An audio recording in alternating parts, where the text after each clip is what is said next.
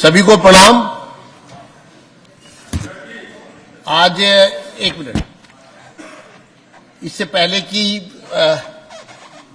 मुख्यमंत्री जी बजट का प्रस्तुतिकरण करें, हमारे माननीय सदस्य श्री मनोज कुमार शौकीन का कल जन्मदिन था, तो बिलेटेड मैं इस अवसर पर उनको अपनी ओर से तथा पूरे सदन की ओर से हार्दिक बधाई देता हूं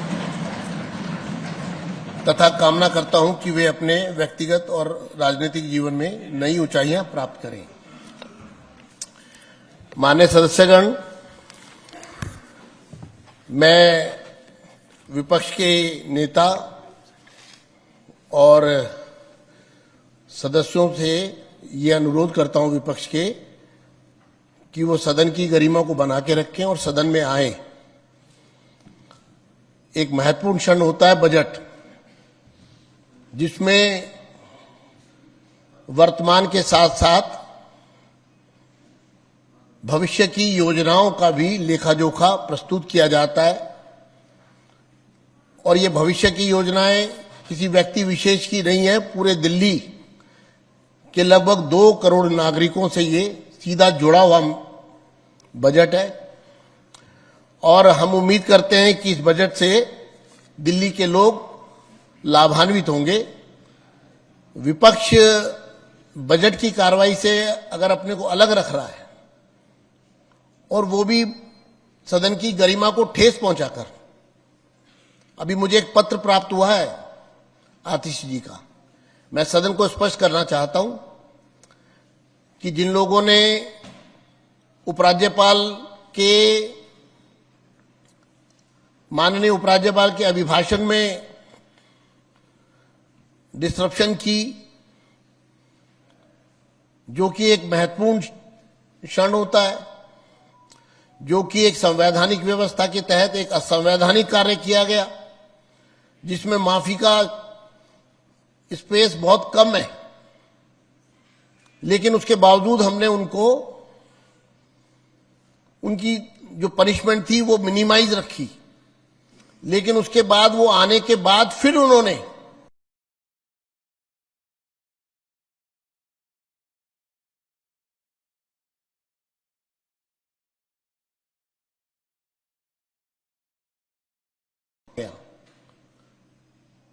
सत्र प्रोरोग नहीं हुआ था, इसलिए वो नहीं आ पाए, नहीं आ सके। मुझे नेता विपक्ष और विपक्ष के सदस्य शनिवार को, मुख्यमंत्री जी शुक्रवार को और मंत्री जी शुक्रवार को मिले थे। बजट के बारे में उन्होंने मुझे जानकारी दी थी कि 24 को वो बजट पेश करेंगी, लेकिन विपक्ष के नेता ने मुझे संपर्क किया शाम को 7 बजे, 6 बजे के बाद, शुक्रवार को। शनिवार और इतवार की छुट्टी थी।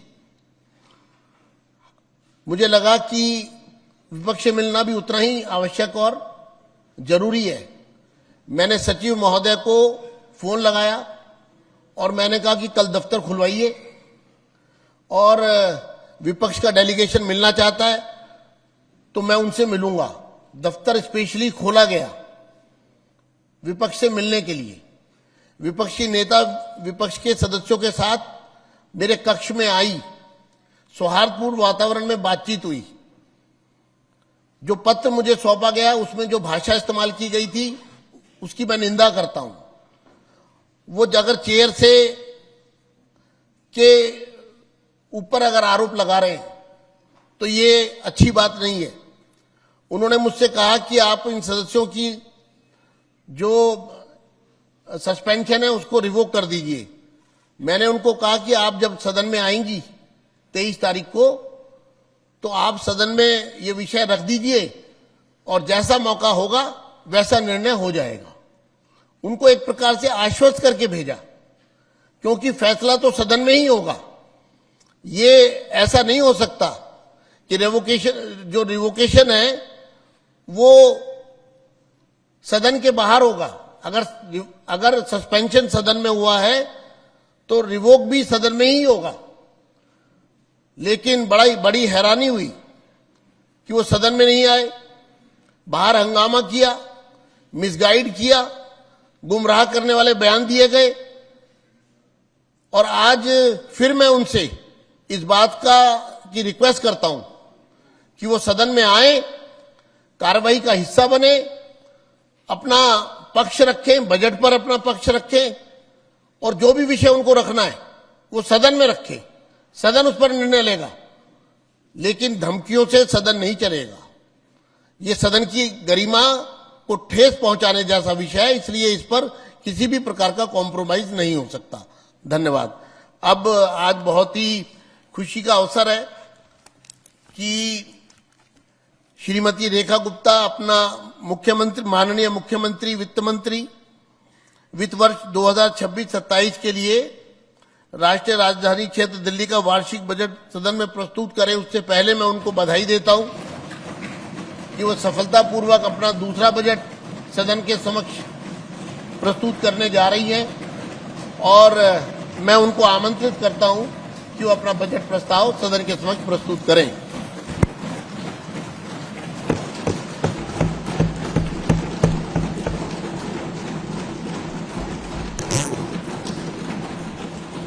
बहुत बहुत धन्यवाद माननीय अध्यक्ष जी। मैं आज इस सदन के समक्ष बहुत ही विनम्रता के साथ और कर्तव्य की गहरी भावना के साथ वर्ष 2026-27 का बजट पेश करने के लिए खड़ी हूं और कहना चाहती हूं कि हमारा ये शहर दिल्ली, इसकी एक अलग पहचान है। जैसे हर राज्य की एक अपनी पहचान होती है, दिल्ली की एक अपनी पहचान है और वो है इसकी सृजन शक्ति कि कैसे बार बार गिर के इस शहर ने उठना सीखा, कैसे निरंतर चुनौतियों का सामना करते हुए ये शहर आगे बढ़ा। और मैं ये मानती हूं इसमें जो कृपा है, जो आशीर्वाद है, वो हमारे इस शहर में जो मां दुर्गा का आशीर्वाद, जो मां झंडे वाली का आशीर्वाद, मां कालका देवी का आशीर्वाद, मां कात्यायनी का आशीर्वाद, मां संतोषी माता का आशीर्वाद और मां योग माया जैसी देवियों के आशीर्वाद से ये शहर लगातार फल फूल रहा है। देश की राजधानी अपनी गरिमा बनाने में सदैव कामयाब रही है, जबकि बीते वर्षों में जिस तरीके के भ्रष्टाचार, छोटी मानसिकता, वोट बैंक की मानसिकता वाले लोग यहां शासन कर रहे थे और उस समय दिल्ली ने बुरा दौर भी देखा, परंतु दिल्ली आज एक निर्णायक परिवर्तन के दौर से गुजर रही है, जहां नीतियां केवल घोषणाओं तक सीमित नहीं है अध्यक्ष जी, बल्कि धरातल पर परिणाम देती हैं। जहां शासन केवल व्यवस्था में नहीं है, बल्कि विश्वास का माध्यम बनता है, जहां विकास केवल आंकड़ों में नहीं बल्कि नागरिकों के जीवन में दिखाई देता है। आज दिल्ली ट्रिपल इंजन की गति के साथ में आगे बढ़ रही है और लगातार बढ़ रही है। कल हमने सदन पटल पे इकोनॉमिक सर्वे रखा था और इकोनॉमिक सर्वे यह स्पष्ट करता है कि दिल्ली में उद्यमशील नागरिक और वाइब्रेंट इकोनॉमी के बल पर हमेशा राष्ट्रीय औसत से अधिक तेज विकास किया है, परंतु बुनियादी इंफ्रास्ट्रक्चर में निवेश की कमी और फ्री बीज जैसी संस्कृतियां, जिसकी सरकारों की जो प्राथमिकता रही, उसके कारण से वर्ष 2021-22, 23-24 और 24-25 में विकास दर प्रभावित रही। इस बीच बहुत सारे दिल्ली के उद्यमी, स्टार्टअप से जुड़े लोग, high skill man power Delhi से दूर हुई और इसी कारण से 2018 से लेकर 2024 के बीच अपने राजस्व में गिरावट भी आई। प्रति व्यक्ति आय इन वर्षों में जिनका जिक्र मैंने किया राष्ट्रीय औसत के मुकाबले स्थिर रही लगभग। और दिल्ली का जीएसडीपी 2024-25 में 8.9% की वृद्धि के साथ 12.13 लाख करोड़ तक पहुंच गया है। अग्रिम अनुमानों के अनुसार वर्ष 25-26 में यह 9.4 की दर से बढ़ करके 13.27 लाख करोड़ होने की उम्मीद है। ये हमारे नेतृत्व का प्रभाव है कि प्रधानमंत्री श्री नरेंद्र मोदी जी के मार्गदर्शन में केंद्र सरकार की दूरदर्शी नीतियों और तीव्र गति से दिल्ली में चल रही सभी परियोजनाओं से दिल्ली की अर्थव्यवस्था को उल्लेखनीय लाभ मिल रहा है। अध्यक्ष महोदय, राष्ट्रीय जीडीपी में दिल्ली की भागीदारी वर्ष 2024-25 में 3.67% से बढ़कर 25-26 में 3.72% होने का अनुमान है। ये भी बढ़ोतरी है। हमारी सरकार के कार्यकाल में प्रति व्यक्ति आय 5 लाख से ऊपर पहुंच चुकी है दिल्ली की प्रति व्यक्ति आय, और वर्ष 25-26 में ये 5.3 लाख तक जाने की संभावना है। आज दिल्ली राज्य की पर कैपिटा इनकम देश में तीसरे स्थान पे है। अध्यक्ष महोदय, मैं वित्तीय वर्ष 25-26 के रिवाइज बजट एस्टीमेट में 99,310 करोड़ के आवंटन का प्रस्ताव रखती हूं। इसमें से 66,710 करोड़ रेवेन्यू एक्सपेंडिचर के लिए और 32,600 करोड़ कैपिटल एक्सपेंडिचर के लिए प्रस्तावित है। ये पिछला बता रही हूं भाई, अभी 41,500 करोड़ और 57,810 करोड़ क्रमशः एस्टेब्लिशमेंट एंड अन्य कमिटेड एक्सपेंडिचर तथा योजनाओं, कार्यक्रमों, परियोजनाओं के लिए रिवाइज्ड एस्टीमेट में प्रस्तावित है। महोदय, वर्ष 25-26 के संशोधित अनुमानों के अंतर्गत द्वितीय और अंतिम पूरक अनुदान हेतु 6,514.58 करोड़ रुपए की राशि की आवश्यकता है। मैं सदन से अनुरोध करती हूं कि उक्त पूरक अनुदान की मांगों को स्वीकृति प्रदान की जाए।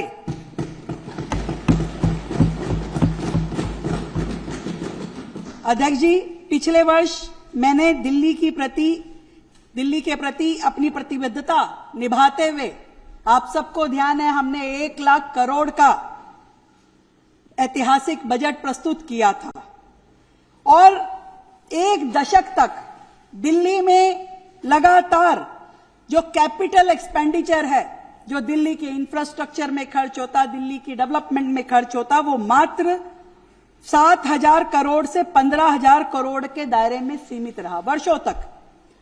और ये कभी भी इस शहर के लिए पर्याप्त नहीं रहा, कभी नहीं रहा। हमने इस ट्रेंड को तोड़ा और 2025-26 में कैपिटल एक्सपेंडिचर का आवंटन हमने बढ़ाकर 28,115 करोड़ किया था, जो कि वर्ष 24-25 के मुकाबले वर्ष 24-25 में था 11,485 करोड़।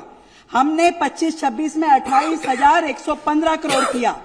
ये 145% का इजाफा था, ऐतिहासिक छलांग थी जो कैपिटल एक्सपेंडिचर की दृष्टि से हमने किया। और ये परिवर्तन दिल्ली के लिए जो हो पाया, उसका कारण केवल और केवल दिल्ली में हमें केंद्र सरकार के माध्यम से जो सहयोग मिला, आदरणीय प्रधानमंत्री जी का जो नेतृत्व मिला, जो आदरणीय गृह मंत्री जी का साथ मिला, इस सब के कारण आज दिल्ली केंद्र की इस हैंड होल्डिंग के माध्यम से लगातार आगे बढ़ रही है और आगे इसी प्रकार बढ़ती रहेगी, इस बात का मुझे पूरा विश्वास है। माननीय अध्यक्ष जी, मैं आज इस सदन के समक्ष इस वित्तीय वर्ष के बजट अनुमान को प्रस्तुत करना चाहती हूं। वर्ष 2026-27 का बजट अनुमान। और आपको ये जान के प्रसन्नता होगी कि मैं वित्तीय वर्ष 2026-27 के लिए 1,03,700 करोड़ रुपए का बजट एस्टीमेट प्रस्तुत करती हूं। 1,03,700 करोड़ रुपए, पिछली बार से भी ज्यादा बजट इस साल हमने दिल्ली के विकास के लिए रखा है। और इसका वित्त पोषण माननीय अध्यक्ष जी 74,000 करोड़ रुपए टैक्स रेवेन्यू से होगा, 900 करोड़ रुपए नॉन टैक्स रेवेन्यू से होगा, 3,931 करोड़ रुपए सेंट्रली स्पॉन्सर्ड स्कीम्स के माध्यम से होगा और 591 करोड़ केंद्रीय सड़क निधि के माध्यम से होगा।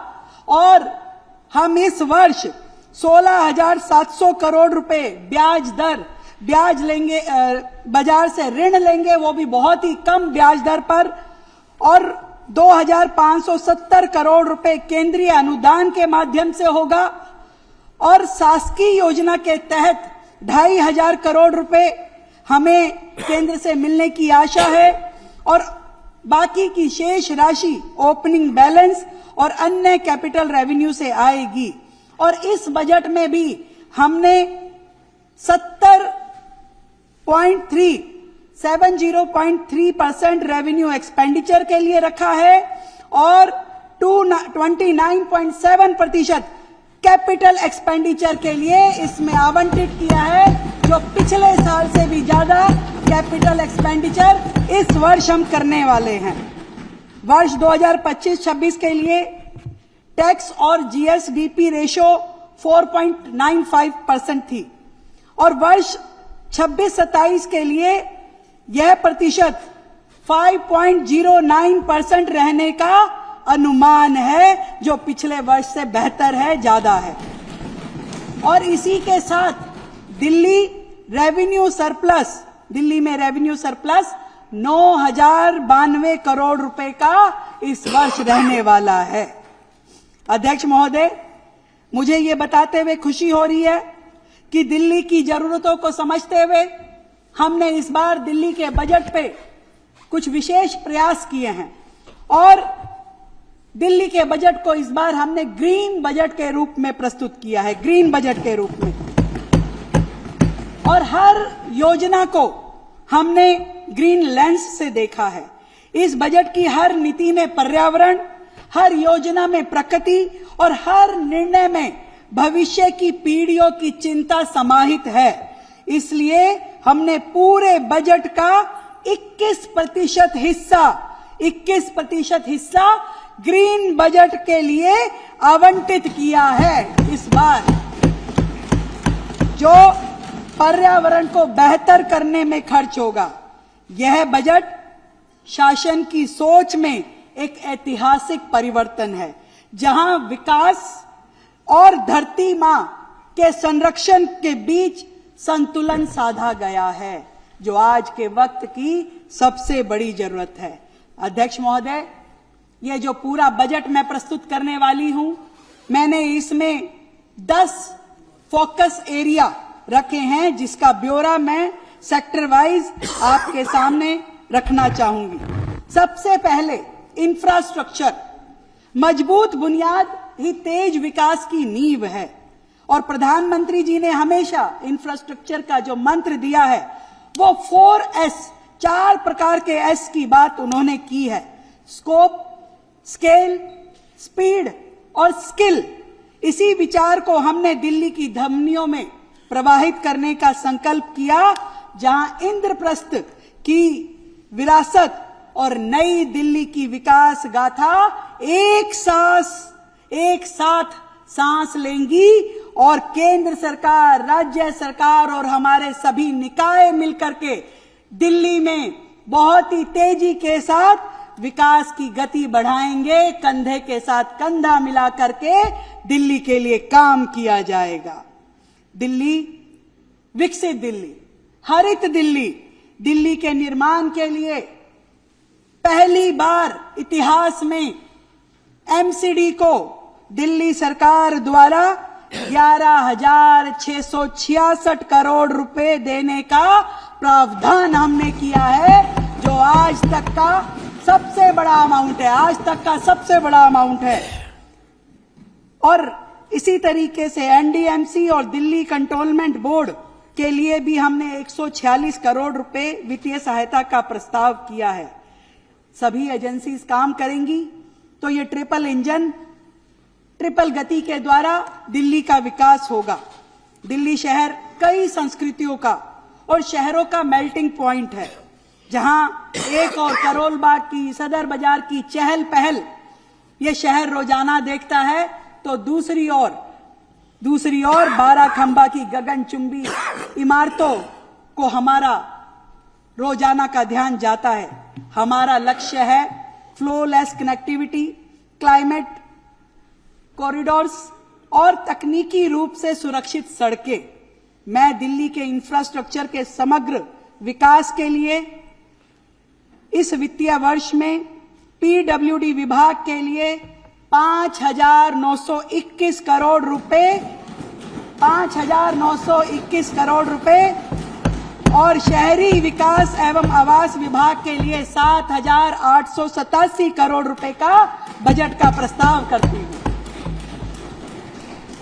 महोदय, दिल्ली का विकास यमुना पार के विकास के बिना असंभव है।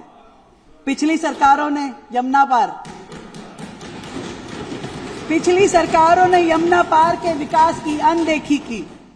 हमने वर्ष 25-26 में ट्रांस यमुना डेवलपमेंट बोर्ड को फिर से क्रियाशील किया और 26-27 में यमुना पार क्षेत्र के समुचित विकास के लिए हमने 300 करोड़ रुपए का बजट पहले फेज में रखा है और यमुना पार में वहां की सड़कें, वहां का इंफ्रास्ट्रक्चर बेहतर हो, इसका प्रयास किया है।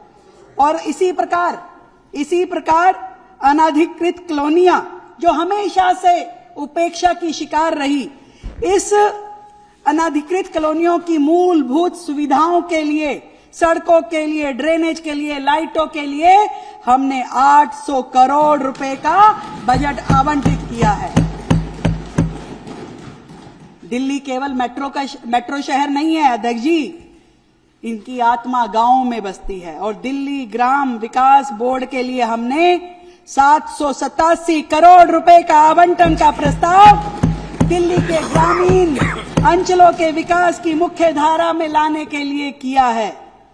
दिल्ली केवल ऊपरी तौर पे विकसित नहीं, बल्कि भीतर से मजबूत होनी चाहिए। दिल्ली का हर कोना विकसित होना चाहिए, इसलिए हमने हर सेक्टर के लिए यहां पे बजट का प्रावधान किया है। दिल्ली के इंफ्रास्ट्रक्चर के लिए, डेवलपमेंट डिपार्टमेंट के लिए भी हमने 960 करोड़ रुपए का आवंटन का प्रस्ताव मैं आज इस हाउस के समक्ष करना चाहती हूं।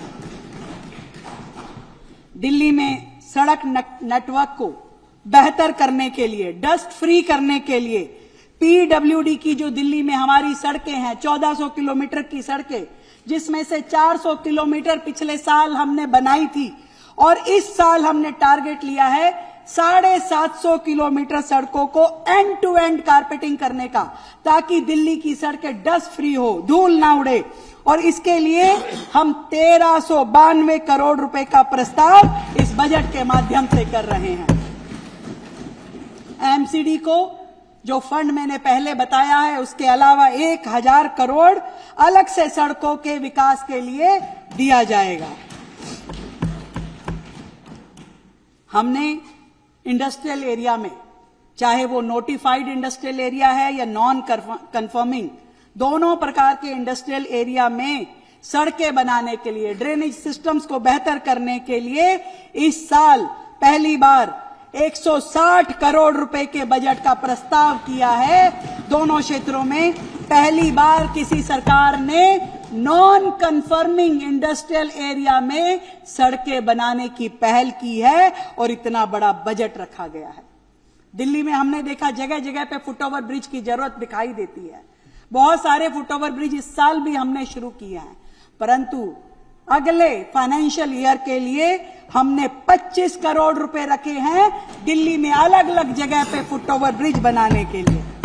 अनेकों योजनाएं जिसपे दिल्ली सरकार काम कर रही है।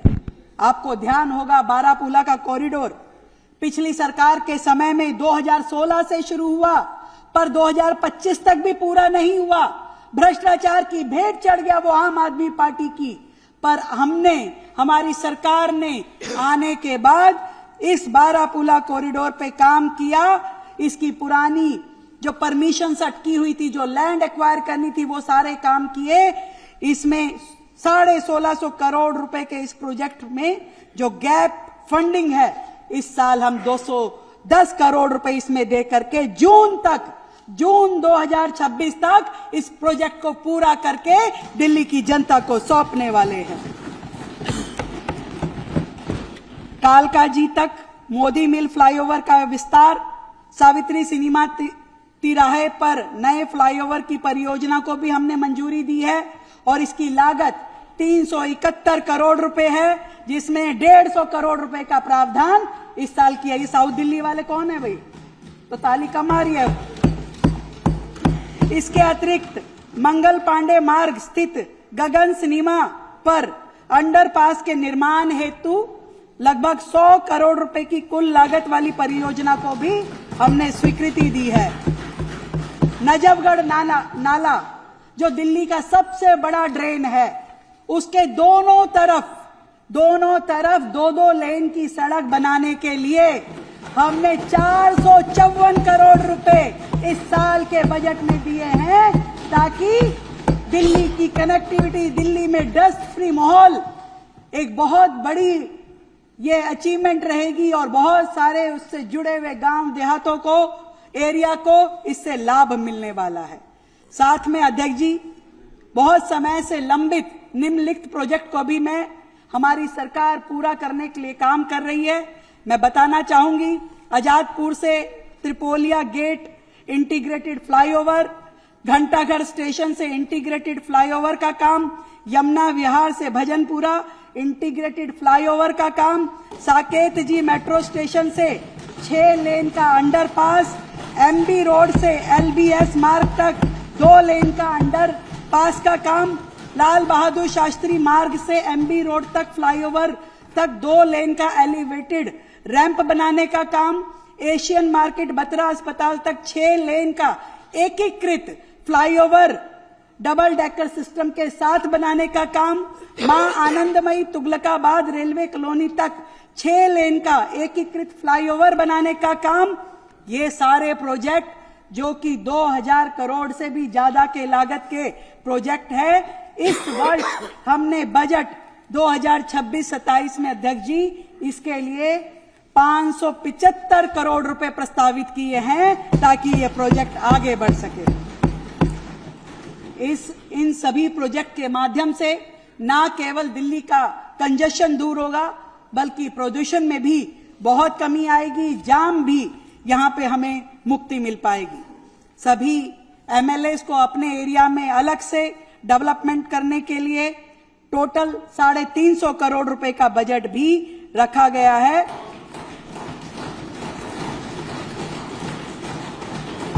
और जो फंड पिछली बार आप लोगों को मिला, वैसे ही और फंड आपको मिलता रहेगा।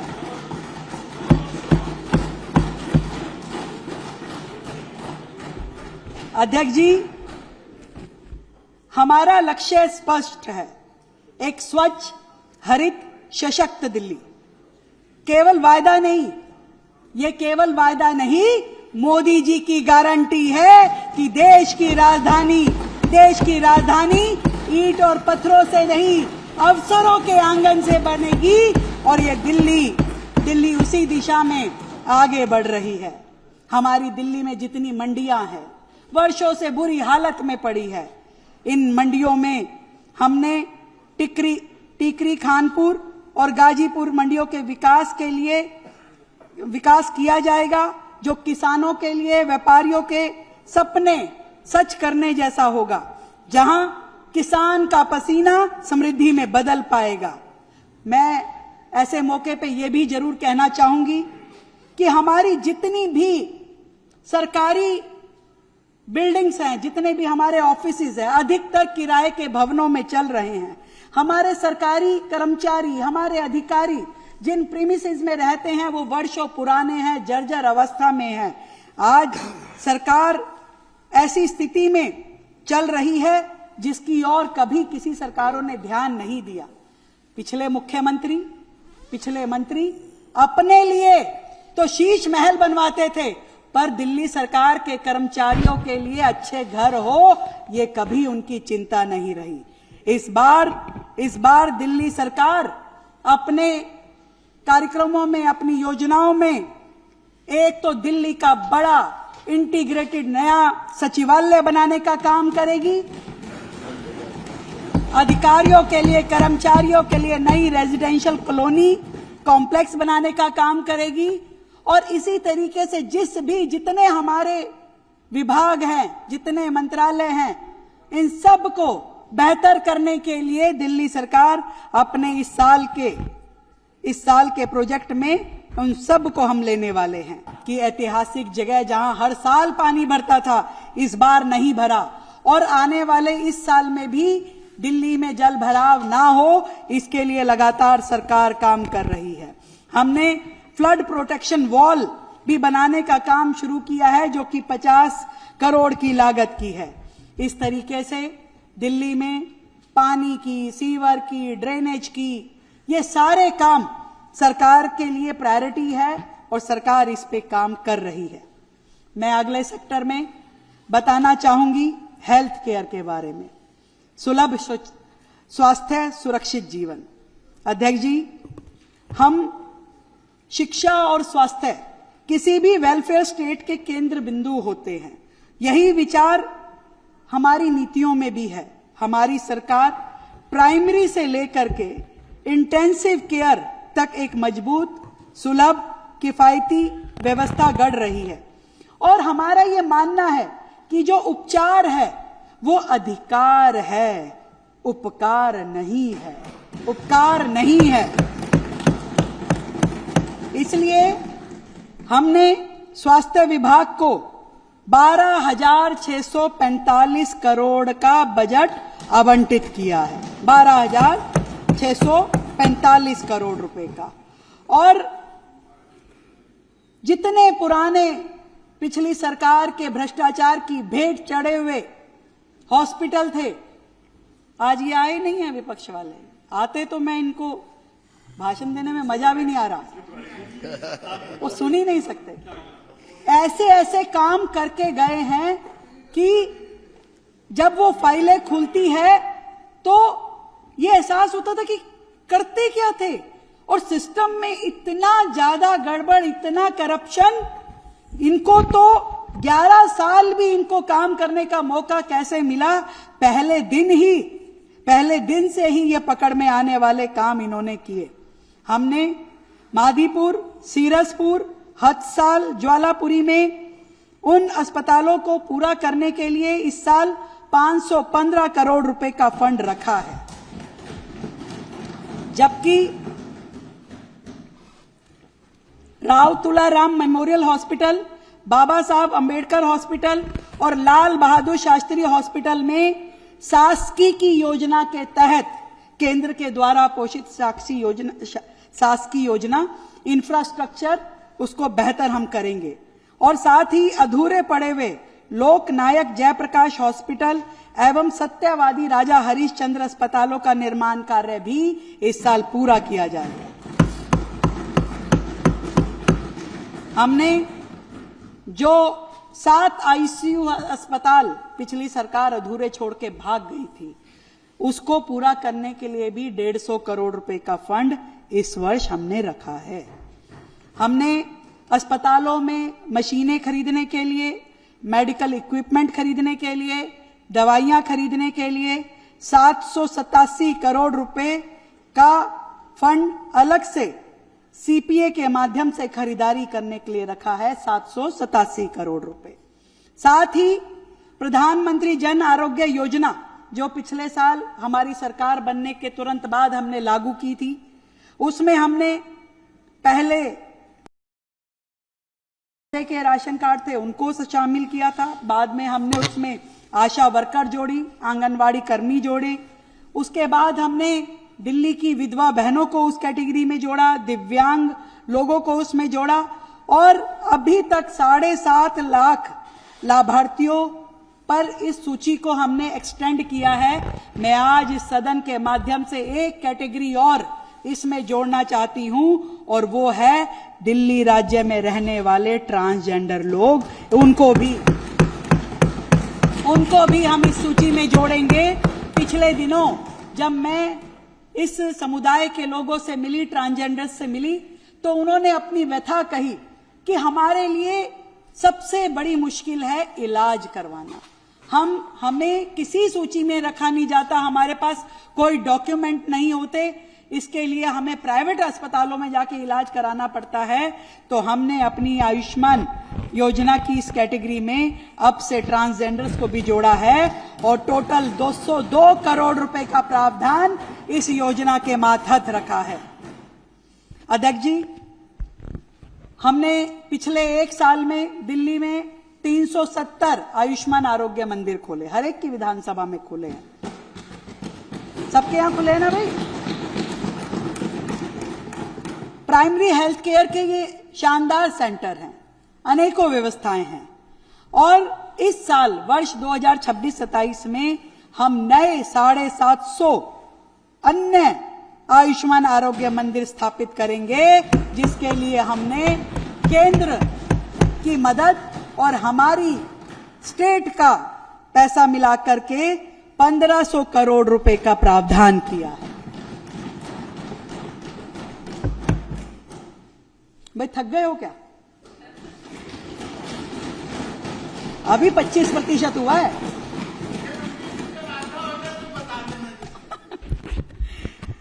और दिल्ली में 11 इंटीग्रेटेड पब्लिक हेल्थ लेबोरेटरीज बनाई जाएंगी।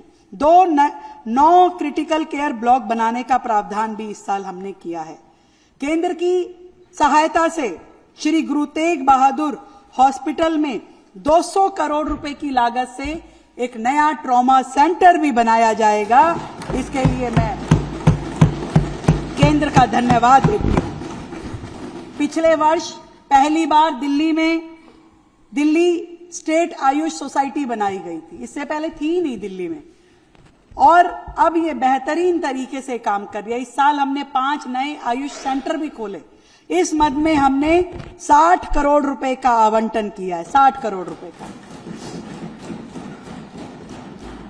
दिल्ली में बहुत सारे बच्चे मेडिकल करना चाहते हैं, डॉक्टर बनना चाहते हैं, पर आज दिल्ली में सीटें बहुत कम है।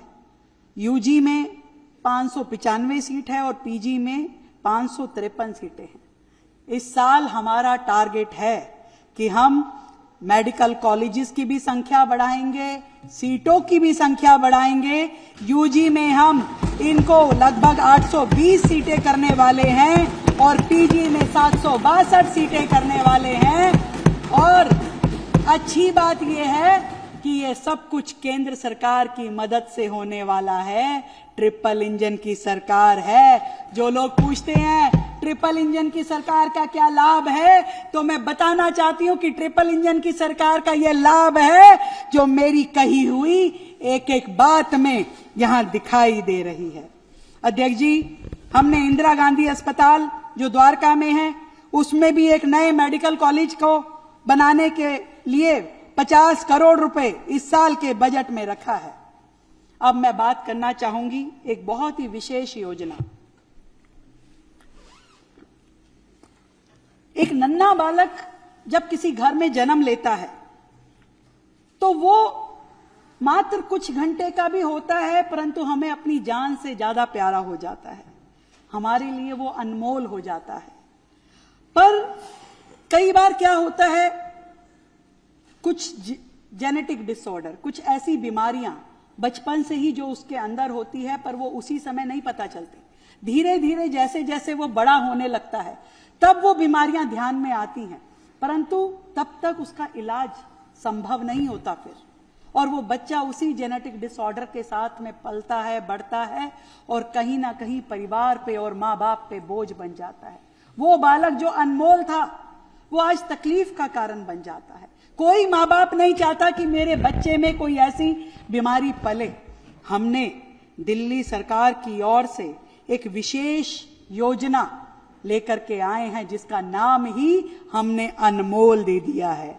अनमोल यानी advanced newborn monitoring and optimal life care, जिसमें सरकार 25 करोड़ रुपए का हमने इसमें फंड रखा है। मात्र एक खून की बूंद से, एक ड्रॉप ब्लड के साथ में 56 नवजात शिशु की होगी, जो सरकार की ओर से पूरी तरीके से निशुल्क होगी। बाहर ये टेस्ट बहुत महंगा है अध्यक्ष जी, परंतु हम दिल्ली का प्रत्येक बालक, दिल्ली का प्रत्येक नवजात शिशु, चाहे वो सरकारी अस्पताल में हो चाहे वो प्राइवेट अस्पताल में हो, उसको अनमोल के माध्यम से 56 टेस्टिंग पूरी तरीके से निशुल्क देंगे। यह दिल्ली के बच्चों के लिए, उस अनमोल विरासत के लिए हमारी ओर से उपहार है। हम एक और महत्वपूर्ण काम करने जा रहे हैं। दिल्ली में एक डिजिटल ब्लड बैंक और डोनर्स का रिकॉर्ड रखा जाएगा, ताकि कहीं भी किसी भी कोने में ब्लड की जरूरत हो तो उस डिजिटल डायरी के माध्यम से डोनर का और ब्लड यूनिट का पूरा ब्यौरा हमारे दिल्ली के निवासियों को मिल पाएगा। साथ ही हम real time ventilator bed vacancy monitoring system develop करेंगे। कितनी बार हम सबने देखा है कि एक परिवार अचानक कोई घर में बीमार हो गया, स्ट्रोक आ गया, हार्ट अटैक आ गया और लेके दौड़ता है हॉस्पिटल में, तो पता चलता है कि वहां तो आईसीयू खाली नहीं है। उसको लेके फिर दूसरे अस्पताल में जाता है तो पता चलता है वहां आईसीयू खाली नहीं है, और ऐसे चलते चलते कई बार वो जीवन खत्म हो जाता है। हम ऐसा real time ventilator bed vacancy monitoring system develop करेंगे कि चाहे सरकारी हो चाहे प्राइवेट हो, आपको तुरंत ये पता चल जाए कि किस अस्पताल में वेंटिलेटर खाली है और व्यक्ति अपना पेशेंट लेके सीधा वहां जाता है। अध्यक्ष जी, शिक्षा, ज्ञान, कौशल और भविष्य निर्माण शिक्षा के माध्यम से हमने शिक्षा के लिए इस साल के बजट में 19,148 करोड़ रुपए का फंड रखा है। ये खर्चा नहीं है, ये निवेश है। निवेश है हर छात्र, हर शिक्षक, उनके सपनों में निवेश है अध्यक्ष जी। और हमने, पिछली सरकारों ने बातें तो बहुत की, स्कूल बिल्डिंग, पर उन्होंने टॉयलेट को भी गिन लिया कि ये मैंने कमरा बना दिया, और जबकि हालत ये है, सुन के हैरानी होगी आप सबको, दिल्ली सरकार के स्कूलों में एक मेडिकल रूम भी नहीं है। कोई बच्चा बीमार हो जाए तो एक रूम एक्स्ट्रा नहीं होता स्कूलों में कि किसी बच्चे को जाके वहां लिटाया जा सके। और दिल्ली में आज भी ऐसे ऐसे स्कूल हैं, ये हमारे विधानसभा के उपाध्यक्ष जी बैठे हैं, मैं हैरान रह गई, कह रहे जी एक बिल्डिंग में एक शिफ्ट में 2 स्कूल चलते हैं, 3 दिन एक स्कूल के बच्चे आते हैं और 3 दिन दूसरे स्कूल के बच्चे आते हैं। ऐसा शिक्षा का मॉडल जिसकी दुहाई देते हैं ऐसे पढ़े लिखे लोग, ऐसा तो कहीं हमने देखा नहीं, गांव देहात में नहीं देखा, जो देश की राजधानी दिल्ली में इन लोगों ने किया। हमने स्कूलों के भवन निर्माण के लिए इस साल 200 करोड़ रुपए रखे हैं और स्कूलों के विस्तार के लिए 275 करोड़ रुपए अलग से रखे हैं। तो टोटल स्कूल बिल्डिंग फंड में 475 करोड़ रुपए का ये फंड हमने रखा है। अध्यक्ष जी, एक बहुत ही प्यारी योजना मैं लेकर के आई हूं, एक बहुत ही प्यारी योजना दिल्ली की बेटियों के लिए। मैंने बजट के लिए चर्चा करते हुए अपने दिल्ली सरकार के स्कूल की बेटियों को बुलाया, उनसे चर्चा की, आपको क्या लगता है क्या होना चाहिए, क्या कमी है? सब कुछ अच्छा है, सब चीजों की बहुत तारीफ करी कि हाँ ये भी ठीक है, ये भी ठीक है, बाकी चीजें ठीक हो रही हैं। पर एक चीज जो उन्होंने कही उसको मैंने भी महसूस किया। उन्होंने ये बताया कि दिल्ली सरकार के किसी बच्चे के पास में ट्रांसपोर्टेशन की फैसिलिटी नहीं है। आज भी उसको अपने घर से स्कूल तक जो आना होता है वो प्राइवेट व्हीकल करता है, माँ बाप छोड़ने आते हैं या वो पैदल चल के आता है। और ऐसे में कई बार बेटियों के लिए बड़ी दिक्कत होती है और कई बार यही दिक्कत उन बेटियों के लिए ड्रॉप आउट का कारण भी बन जाती है। माँ बाप कहते भाई रहने दे, आसपास स्कूल नहीं है, दूर कहां जाएगी, रहने दे, तेरे को स्कूल ही नहीं भेजेंगे। पर मैं दिल्ली की उन सभी बेटियों के लिए इस बार अपने इस बजट में कुछ उपहार लेके आई हूं। दिल्ली की वो बेटियां जो 9वीं क्लास में आई हैं, ऐसी लगभग 1,30,000 बेटियां हमारे दिल्ली सरकार के स्कूलों में पढ़ रही है। हर उस बेटी को हम एक साइकिल उपहार देंगे। हर बेटी को, 9वीं क्लास की हर बेटी को एक साइकिल उपहार देंगे। इसके लिए हमने 90 करोड़ रुपए का बजट रखा है।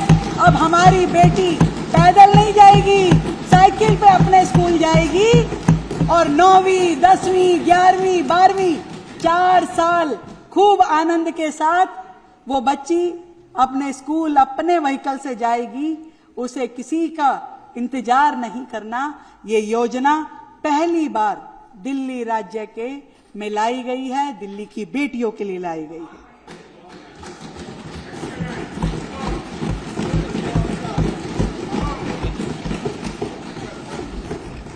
और अब बेटे कहेंगे भाई हमारे लिए क्या, बताना पड़ेगा ना। तो भाई बेटों के लिए कंडीशन है, 10th क्लास के हमारे जो मेरिटोरियस बेटे भी बेटे भी दोनों के लिए जो मेरिटोरियस बच्चे होंगे उनको दिल्ली सरकार लैपटॉप देगी और उसके लिए भी हमने 10 करोड़ रुपए का फंड पढ़ना पड़ेगा उसके लिए। अध्यक्ष जी, हमने पिछली सरकार के जैसे कागजों में कमरे नहीं बनाने हैं। पिछली सरकार ने कहा जी हमने स्मार्ट क्लास बना दी, स्मार्ट क्लास बना दी। हमने जाके खोजा तो हमें तो स्मार्ट क्लास मिली नहीं, वहां पे कहां बनाई। अभी वो होते तो मैं पूछती, पर है ही नहीं। परंतु हमने वर्ष 2025-26 में दिल्ली सरकार के स्कूलों में 7,000 क्लासेस को स्मार्ट बोर्ड से लैस किया, स्मार्ट क्लासेस बनाई और वर्ष 2026-27 में 8,777 क्लासेस में स्मार्ट बोर्ड लगाने का हमारा लक्ष्य है। टोटल हम चाहते हैं दिल्ली के हर स्कूल में, दिल्ली सरकार के हर स्कूल में, हर क्लास में स्मार्ट रूम होना चाहिए। 5 साल के हमारे कार्यकाल में इस लक्ष्य को भी हम पूरा करेंगे। परंतु इस साल हमने 150 करोड़ रुपए का फंड मात्र स्मार्ट क्लासेस के लिए रखा है। दिल्ली में बच्चे शानदार परफॉर्मेंस करते हैं स्पोर्ट्स में, पर उनके लिए हॉस्टल की कमी है। वो आए तो रहें कहां, वो पूरा दिन कई घंटे लग जाते हैं ट्रैवल करके आने में। इस साल दिल्ली में स्पोर्ट्स हॉस्टल, खेल के मैदान, स्विमिंग पूल इत्यादि बनाने के लिए सरकार ने 50 करोड़ रुपए का फंड रखा है। आदरणीय प्रधानमंत्री जी के नेतृत्व में पूरी दुनिया ने भारत में और वो भी दिल्ली में एआई इम्पैक्ट समिट का महाकुंभ देखा। Artificial intelligence, data analysis, exchange program, exposure visit, ये सारे हमारे बच्चों के लिए भी जरूरी है। और इस साल, और ऐसा होता नहीं था, दिल्ली सरकार के बच्चों को कोई एक्सचेंज प्रोग्राम में नहीं लेके जाया जाता था। कहीं नहीं कहा जाता था दूसरे राज्यों में जाकर के भाई तुम भी कुछ एक्सपोजर हासिल करो। पर अब दिल्ली सरकार ने, हमने 18.5 करोड़ रुपए का बजट बच्चों के लिए इन एक्सपोजर विजिट्स के लिए रखा है इस बार के बजट में। मैं हायर एजुकेशन और टेक्निकल एजुकेशन की भी बात करना चाहूंगी। हमने टेक्निकल एजुकेशन के हेड में 720 करोड़ रुपए का फंड रखा है, जहां पे हम शादरा, पूसा और जेल रोड इन तीनों ITIs के इंफ्रास्ट्रक्चर में विस्तार करेंगे। हम जीबी पंत इंजीनियरिंग कॉलेज और पॉलिटेक्निक के नए भवन का भी निर्माण हम इस साल करेंगे। उसके लिए अलग से 100 करोड़ रुपए का बजट हमने रखा है। दिल्ली सरकार स्किल डेवलपमेंट का इंफ्रास्ट्रक्चर को मजबूत करने के लिए बहुत सारे कदम उठा रही है। एम्प्लॉयमेंट बेस्ड ट्रेनिंग, हम इसकी ओर आगे बढ़ते हुए ITI Jahangirpuri, ITI Dheerpur, ITI Shahdara, ITI Narela, ITI Nand Nagri के लिए सेंटर ऑफ एक्सीलेंस हम स्थापित करने जा रहे हैं। अब हमारा दिल्ली का युवा केवल जॉब सीकर नहीं बनेगा भाई, जॉब क्रिएटर के नाते हमारा दिल्ली का युवा डेवलप हो, उसके लिए हम स्टार्टअप पॉलिसी ला रहे हैं, इंक्यूबेशन पॉलिसी लेके आ रहे हैं और पूरा एक इनोवेटिव इकोसिस्टम डेवलप करके हमारे बच्चों को हम ऐसी सेल्फ स्टैंडिंग देंगे कि वो अपने लिए, खुद के लिए अपना व्यापार खड़ा करें और लोगों को जॉब देने वाले बने। हम दिल्ली में नरेला एरिया में नई एक इंटीग्रेटेड एजुकेशन सिटी बनाने की ओर अग्रसर है। इस वर्तमान साल में हमने 1350 करोड़ से जमीन परचेज की है। इसी तरीके से अंबेडकर विश्वविद्यालय का विस्तार किया जाएगा। मुंडका में खेल विश्वविद्यालय का एक स्थायी परिसर बनाया जाएगा जो वर्ल्ड क्लास होगा, world class. National law university बनाने के लिए हमने 10 करोड़ रुपए का फंड रखा है और दिल्ली में युवाओं का टैलेंट हंट की योजना लाते हुए 10 करोड़ रुपए का उसके लिए भी बजट रखा है। दिल्ली में एक भी सैनिक स्कूल नहीं था, इस साल हम दिल्ली में एक नया सैनिक स्कूल बनाएंगे, उसके लिए भी हमने फंड रखा है। दिल्ली शहर की अपनी बहुत सारी समस्याएं हैं अध्यक्ष जी। दिल्ली में बहुत सारे प्राइवेट प्ले स्कूल्स हैं और उन प्ले स्कूल्स का कोई रेगुलेटरी फ्रेमवर्क नहीं है। हम दिल्ली में play school policy, private play school policy लेके आएंगे भी प्राइवेट प्ले स्कूलों को रेगुलराइज किया जाए, किसी एक फ्रेमवर्क में बांध करके नियमों के साथ उनको चलाया जाए, इसके लिए हम पॉलिसी लेके आएंगे। दिल्ली में ऐसे ऐसे एरिया हैं जहां छोटे छोटे घर हैं, वहां के बच्चों को पढ़ने के लिए जगह नहीं होती, लाइब्रेरीज नहीं होती। हम दिल्ली में कॉमन लाइब्रेरी इंफ्रास्ट्रक्चर और डिजिटल लाइब्रेरी सिस्टम जो कि 24 आवर्स खुली रहे, ऐसा सिस्टम डेवलप करेंगे जो उनका नॉलेज रिसोर्स सेंटर भी हो और उनका एक्सेस भी वहां पर हो। हम जो स्पोर्ट्स और हेल्थ की ओर ध्यान देते हुए हमारे स्टेडियम्स में जब हमारे युवा खेलते हैं तो उनके लिए वहां पर कोई मेडिकल फैसिलिटीज का कोई सेंटर नहीं होता, तो हम अपने स्टेडियम में रिहैबिलिटेशन सेंटर्स स्थापित करेंगे।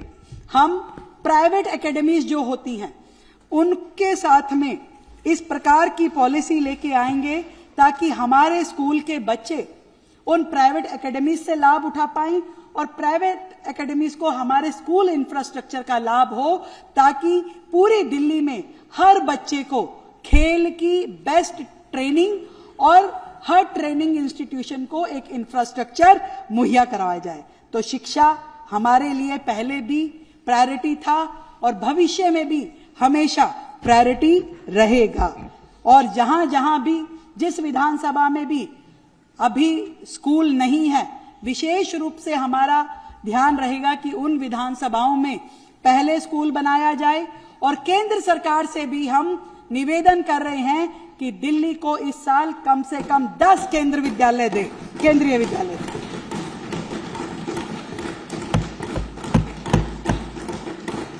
धन्यवाद। मैं बात करना चाहूंगी अब सोशल एम्पावरमेंट की, समावेशी विकास और सबका सशक्तिकरण। लक्ष्य अंत्योदय, प्राण अंत्योदय और पथ भी अंत्योदय, दीनदयाल जी का ये विचार हमेशा से हमारा मार्गदर्शक रहा है। और इस बजट में समाज कल्याण विभाग के लिए हमने 2392 करोड़ रुपए का बजट रखा है, 2392 करोड़ रुपए का। और SC, ST और ओबीसी समाज कल्याण हेतु 227 करोड़ रुपए का अलग से प्रावधान किया। अनुसूचित जाति बस्तियों के सुधार के लिए 80 करोड़ रुपए का फंड दिया जाएगा, जो सामाजिक न्याय के क्षेत्र में एक ठोस कदम होगा। हमने मेंटली चैलेंज्ड व्यक्तियों के लिए मामरपुर में, नरेला में, उस्मानपुर में आवास बनाने की जो योजना है उसके लिए 35 करोड़ रुपए का प्रावधान किया है। और इसी तरीके से जितने भी हमारे सेंटर्स हैं उन सब को रेनोवेट करना, विशेष रूप से हमारे वो बच्चे जिनके पास आंखें नहीं है, वर्षों से टूटी हुई बिल्डिंग में अपना गुजारा कर रहे थे, इस वर्ष उन बच्चों के लिए भी नई बिल्डिंग बना करके दी जाएगी। अध्यक्ष जी, पिछली सरकार के दौरान जब हम सब चुनाव में थे और वर्षों से सुन रहे थे तो हमारी दिल्ली के बुजुर्ग बड़े परेशान थे। आपके यहां भी बहुत सारी बुजुर्ग संस्थाएं हैं, सीनियर सिटीजन्स की एसोसिएशन है, और वो हमेशा बेचारे परेशान होकर के हमारे पास आ रहे थे कि भाई वो पिछली सरकार कोई पैसा देती थी और 4-5 साल से मिल नहीं रहा। तो हमें लगा कैजुअली कि नहीं दिया होगा पैसा, उनकी मर्जी थी। हमने उनको कह दिया, वायदा कर दिया कि दे देंगे। पर जब सरकार में बैठ करके देखा तो ना तो उस नाम की कोई योजना थी, ना उस मद में कोई पैसा था, और वो कहां से पैसा निकाल के दिया ये भी अपने आप में एक बहुत बड़ा विषय है जांच का। तो जैसे ही ये पता चला 4 साल पहले, तो वो योजना बंद हो गई। कभी सरकार ने ये नहीं बताया कि हम गलत तरीके से वो पैसा डिस्ट्रीब्यूट कर रहे थे और ये योजना बंद हो चुकी है। परंतु लोगों की आस में था कि शायद हमें पैसा मिलेगा, परंतु उस आस को पूरा करने का काम, उस आस को पूरा करने का प्रयास हमारी वर्तमान की सरकार करेगी। इसके लिए हम नई योजना बना रहे हैं, नई योजना जिसका नाम होगा वयो आनंद। उन वृद्ध लोगों को आनंद के लिए, रिक्रिएशन के लिए सरकार, पहले तो मुट्ठी भर संस्थाओं को पैसा मिलता था, पर हम इस बार ज्यादातर संस्थाओं को जो भी इस कैटेगरी में आना चाहेगी हमारे नियमों के तहत, उन सब को हम रिक्रिएशनल एक्टिविटीज के लिए पैसा देंगे। और इस मद में हमने 25 करोड़ रुपए रखा है, इस योजना के माध्यम से काम करेंगे। हम दिल्ली को बेहतर बनाने की बात करें, दिल्ली के विकास की बात करें और झुग्गी बस्तियों की बात नहीं करेंगे तो ये दिल्ली के विकास के साथ न्याय नहीं होगा। हमने ड्यूसिप के माध्यम से जे कॉलोनियों, बस्ती विकास के लिए, सामुदायिक ढांचों के लिए, टॉयलेट ब्लॉक्स के लिए, नाली खड़ंजा सड़क के लिए और अटल कैंटीन, जो एक शानदार प्रोजेक्ट हमारी सरकार ने पिछले साल शुरू किया, इन सब के लिए मैंने तो कई आपियों को भी वहां भोजन करते हुए देखा है। जब उनको घर में नहीं होता कहते वहां बढ़िया खाना है, वहां खाने चलेंगे। तो ये इस मद में हमने 634 करोड़ रुपए का फंड हमने रखा है ताकि कोई पीछे ना छूटे, कोई वंचित ना रहे और दिल्ली का समग्र विकास हो।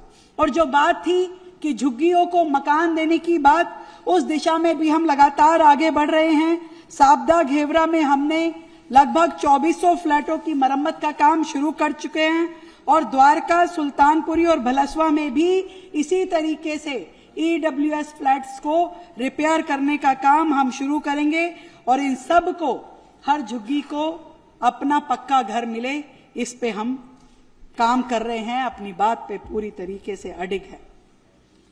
अब मैं एक विषय जो मेरे दिल के बड़ा नजदीक है उस पे बात करना चाहती हूं और मेरा विभाग भी है, महिला एवं बाल विकास विभाग। इस हेड में हमने 7406 करोड़ रुपए का बजट रखा है अध्यक्ष जी, महिला एवं बाल विकास विभाग में। और मैं सबसे पहले जो कहना चाहती हूं, महिला समृद्धि योजना, दिल्ली की बहनों को हमने 2500 रुपए देने का वादा किया था प्रति माह और ये इस वादे पे हम अडिग हैं। हमने इसके लिए 5110 करोड़ रुपए का प्रावधान किया है इस साल और पूरी तरीके से प्रतिबद्ध हैं कि दिल्ली की बहनों को इस योजना का लाभ हम दें।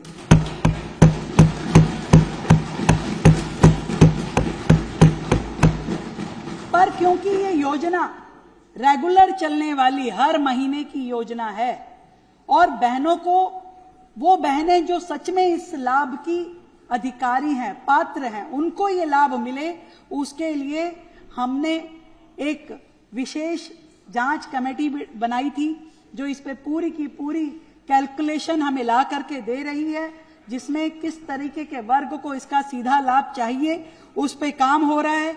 बहुत जल्द हम दिल्ली सरकार का वो पोर्टल खोलेंगे जिस पे बहनें इस योजना के तहत अप्लाई कर सकेंगे।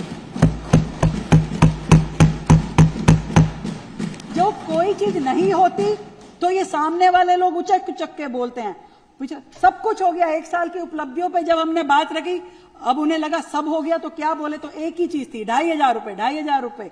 ये नहीं बोले कि सिलेंडर दे दिया तुमने। जब होली पे हमने 128 करोड़ की सीधा डीबीटी करी, किसी को चक्कर नहीं लगवाया कि आओ सिलेंडर लेके जाओ। और खाली सिलेंडर वालों को नहीं अध्यक्ष जी, जिसके यहाँ पाइपलाइन थी उसको भी दिया।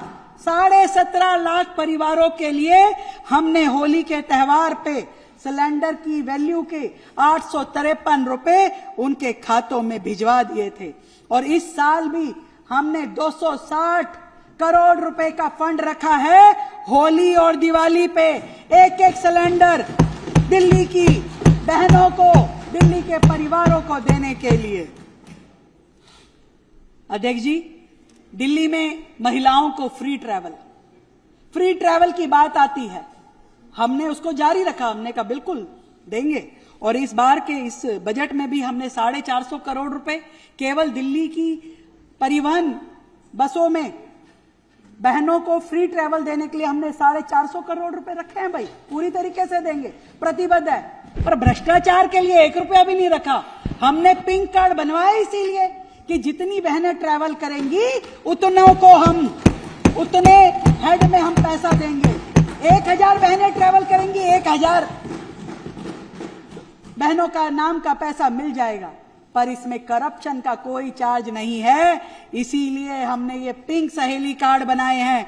और इसमें अब केवल महिलाएं नहीं अध्यक्ष जी, हमने दिल्ली के ट्रांसजेंडर वर्ग को भी दिल्ली की डीटीसी बसों में मुफ्त ट्रैवल दिया है। ये भी एक बहुत बड़ी सौगात है ट्रांसजेंडर वर्ग के लिए। अध्यक्ष जी, इसी श्रृंखला में हमने एक बहुत ही प्यारी योजना, दिल्ली लखपति बिटिया योजना, दिल्ली की बेटियों को पढ़ने का पूरा मौका मिले। एक योजना पहले होती थी लाडली बहुत पुरानी योजना थी, पर कहीं से कहीं तक भी उस योजना की कोई अकाउंटेबिलिटी नहीं थी, कोई जुड़ाव नहीं था। किसी ने फॉर्म भरा, सरकार ने उसके खाते में पैसा डाला, कोई वापस लेने आ रहा है, नहीं आ रहा, मिल रहा है, नहीं मिल रहा, कौन इसका लाभ उठा रहा था, कौन पैसा खा रहा था, कुछ नहीं मालूम। पर हमने इस योजना को बंद करके दिल्ली लखपति बिटिया योजना शुरू करी, जिसमें अब हम दिल्ली में पैदा होने वाली हर उस बेटी को जो हमारे उस क्राइटेरिया में आती है, जन्म से लेके उसकी ग्रेजुएशन कंप्लीट होने तक उसके खाते में लगातार पैसे डालेंगे। और जब वो अपनी ग्रेजुएशन कंप्लीट कर लेगी तो लगभग 1,20,000 रुपए हमारी उस बेटी को मिलेंगे। और इस हेड में, अरे दिल्ली की बेटियों की बात है, ताली जोरदार होनी चाहिए। और इस हेड में हमने 128 करोड़ रुपए के बजट का प्रावधान किया है। और इस योजना को हमने पूरा प्रोसेस डिजिटल प्रोसेस किया है, आसान रजिस्ट्रेशन किया है, क्योंकि अब दिल्ली की बेटी पढ़ेगी भी और बढ़ेगी भी। बात जब महिलाओं के लिए योजनाओं की हो रही है, आप देख रहे हैं लगातार महिलाओं से जुड़ी हुई योजनाएं हो रही है, तो एक हमेशा से जरूरत महसूस की जाती है कि वो बहनें जिनके हाथ में हुनर है, उनको कोई स्पेसिफिक बाजार नहीं मिलता, कोई हाट नहीं मिलता। दिल्ली में हम अब से अपनी बहनों के टैलेंट के लिए, उनके हुनर के लिए, उनके हाथ के बनाए हुए प्रोडक्ट्स के लिए, उनके व्यापार के लिए महिला हाट खोलने जा रहे हैं। और इस मद में हमने 10 करोड़ रुपए का फंड रखा है। दिल्ली में हम सेल्फ हेल्प ग्रुप के माध्यम से चाहेंगे कि हर बहन अपने पैरों पे खड़ी हो, अपने हाथ में ऐसा हुनर रखे ताकि उसका भविष्य सुरक्षित हो। तो हम सेल्फ हेल्प ग्रुप के माध्यम से इस काम को बढ़ाएंगे, उन हाटों को बनाएंगे और एक छोटी सी रानी बन करके हमारी ये बहनें अपने जीवन को चलाएंगी, अपने परिवार को चलाएंगी। इसलिए हमने उन हाटों का नाम भी रानी हाट सोचा है।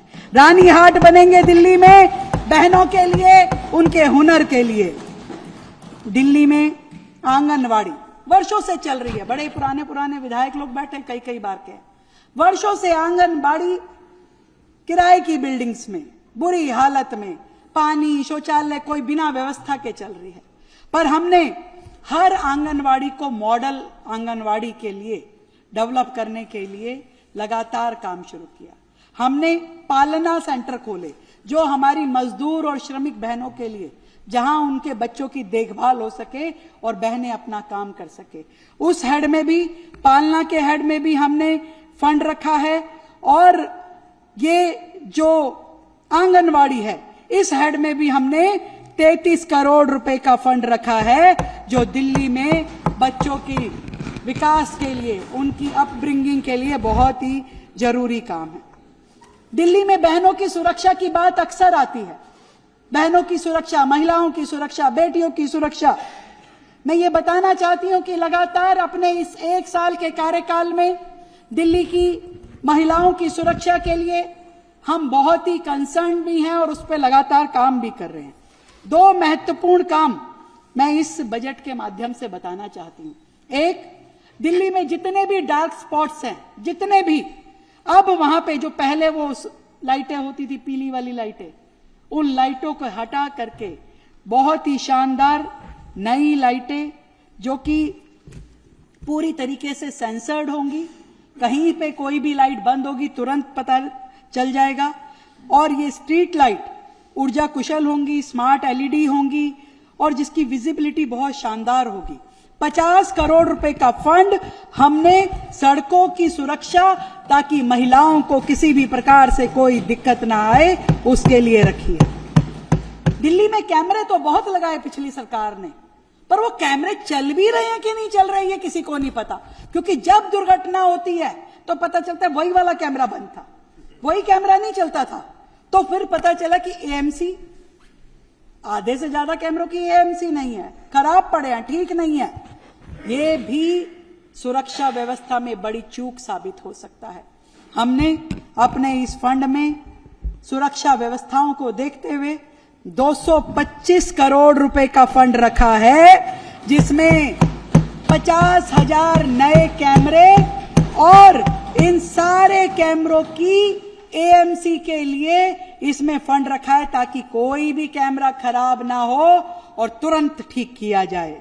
हमने अध्यक्ष जी 16 करोड़ रुपए वन स्टॉप सेंटर, जो कि महिलाओं को संकट की घड़ी में मदद देने वाले हैं, 11 नए सेंटर हम खोलने वाले हैं, उसके लिए 16 करोड़ रुपए रखा है। अब एक बड़ी योजना ये भी मैं बताना चाहती हूं, बहनों के लिए है। परेशान ना हो आप, पर बहनों को मजबूत करोगे तो परिवार मजबूत होगा, परिवार मजबूत होगा तो पूरा समाज मजबूत होगा। मैंने बुलाया, जब बजट पे डिस्कशन कर रही थी, दिल्ली की उन बहनों को जो ऑटो चलाती हैं, जो टैक्सी चलाती हैं, जो बाइक चलाती हैं, 2 व्हीलर चलाती हैं। मैंने पूछा भाई क्या मदद चाहिए तुम्हें, बताओ। तो उनकी व्यथा सुन के मुझे बड़ा अजीब सा लगा। उन्होंने कहा जी हम दिन भर मेहनत करते हैं, दिन में 12-12 घंटे काम करते हैं, 14 घंटे भी काम कर लेते हैं, पर जितना पैसा एक दिन में कमाते हैं उसमें से आधा तो किराए पे निकल जाता है, क्योंकि परमिट हमारे नाम का नहीं है। ये परमिट जिसके नाम का होता है वो गाड़ी हमें किराए पे देता है, फिर हम चलाते हैं और उसमें से कोई छुट्टी नहीं, कोई मतलब नहीं, रोजाना पैसा कट जाता है, कुछ बचता ही नहीं है। मैं कहा तो क्या चाहिए बताओ। कह रहे हमारे नाम का परमिट मिल जाए तो आनंद आ जाए। अरे सुनो तो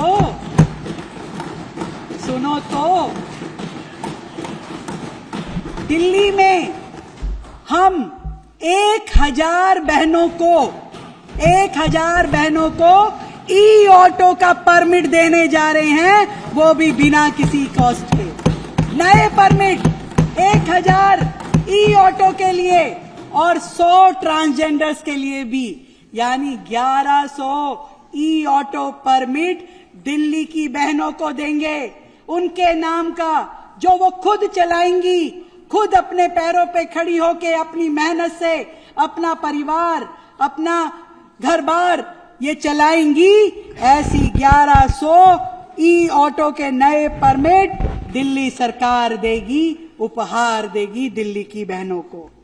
और बताना चाहूंगी, एक और हमारे बाल सुधार गृह होते हैं। बाल सुधार गृह में वो बच्चे आते हैं जो कहीं ना कहीं क्रिमिनल एक्टिविटीज में पाए जाते हैं। इस बार एक बड़े बजट के साथ में इंटीग्रेटेड कॉम्प्लेक्स अलीपुर में बनाने का प्लान किया है, जहां ये बच्चे जो अलग अलग क्रिमिनल एक्टिविटीज में होते हैं,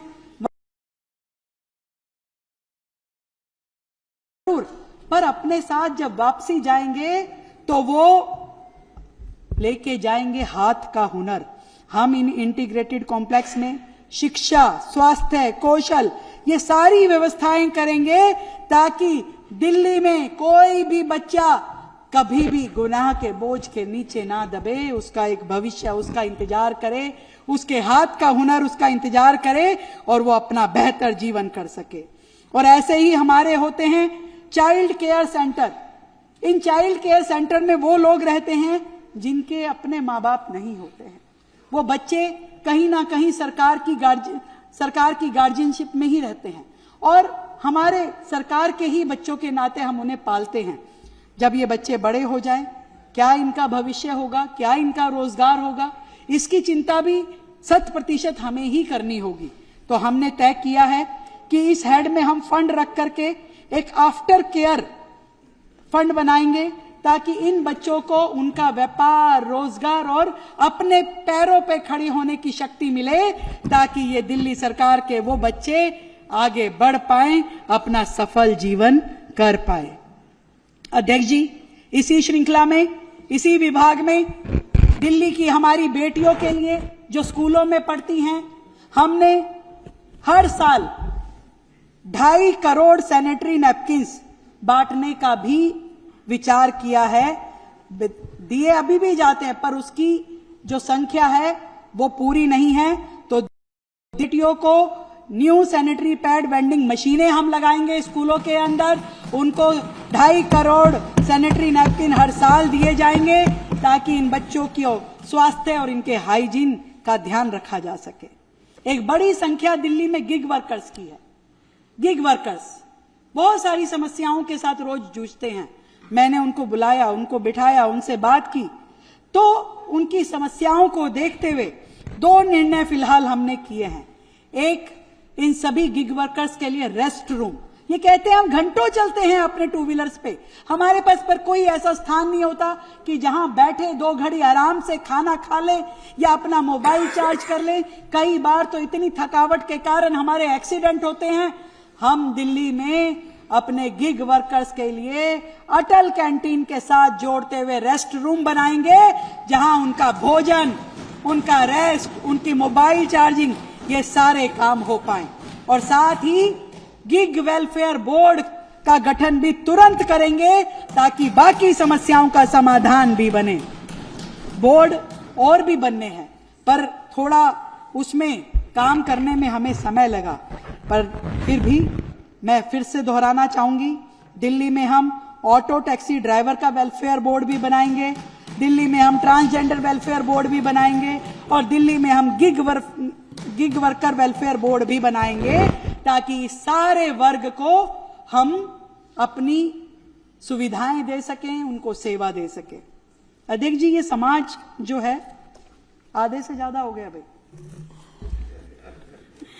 इस समाज में जब हम बात करते हैं बुजुर्गों की, महिलाओं की, पुरुषों की, बेटों की, बेटियों की, पर एक वर्ग है जिसको हमें भूलना नहीं चाहिए, वो है पशु और पक्षी। ये भी समाज का अभिन्न अंग है। हमें इन पशु पक्षियों का भी पूरा ध्यान रखना पड़ेगा। हमारी सरकार ने करुणा भाव से दिल्ली में वेटनरी हॉस्पिटल्स के रेनोवेट करने के लिए, उनको मॉडर्नाइज करने के लिए, वहां पे चिकित्सा, पशुओं की देखभाल, आधुनिक उपकरण, सर्जरी, टीकाकरण, इन सब की व्यवस्था करने के लिए 62 करोड़ रुपए का फंड हमने रखा है। सरकार इंसानों की नहीं, जीवों की भी पूरी चिंता करती है। दिल्ली में बहुत से डॉग लवर्स हैं, सभी हैं, हम सब भी हैं, और उन कुत्तों को फीड करने के लिए, उनको प्यार बांटने के लिए हम दिल्ली में डॉग शेल्टर बनाएंगे, जहां पे लोग जाकर के सेवाएं दे पाएंगे, उनको भोजन करवा पाएंगे, और कोई बीमार डॉग हुआ तो उसको वहां पे वो छोड़ के भी आ सकते हैं। तो दिल्ली में हम गायों के लिए, हम डॉग्स के लिए, हम पक्षियों के लिए, इन सब के लिए भी करुणा भाव से काम करते हुए सुविधाएं देंगे।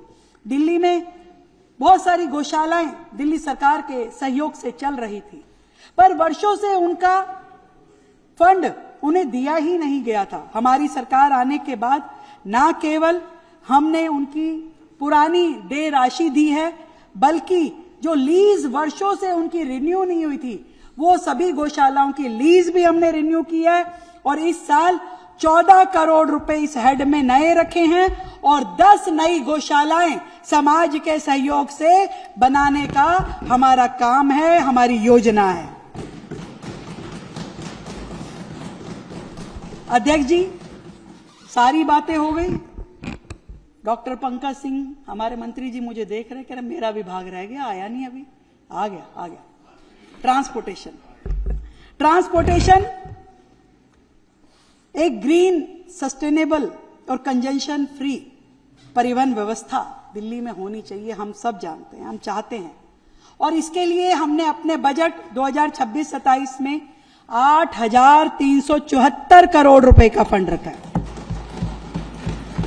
और मैं बधाई देना चाहती हूं अपने परिवहन विभाग को, शानदार काम कर रहे हैं। हर महीने 400-500 बसें बढ़ा करके देते हैं।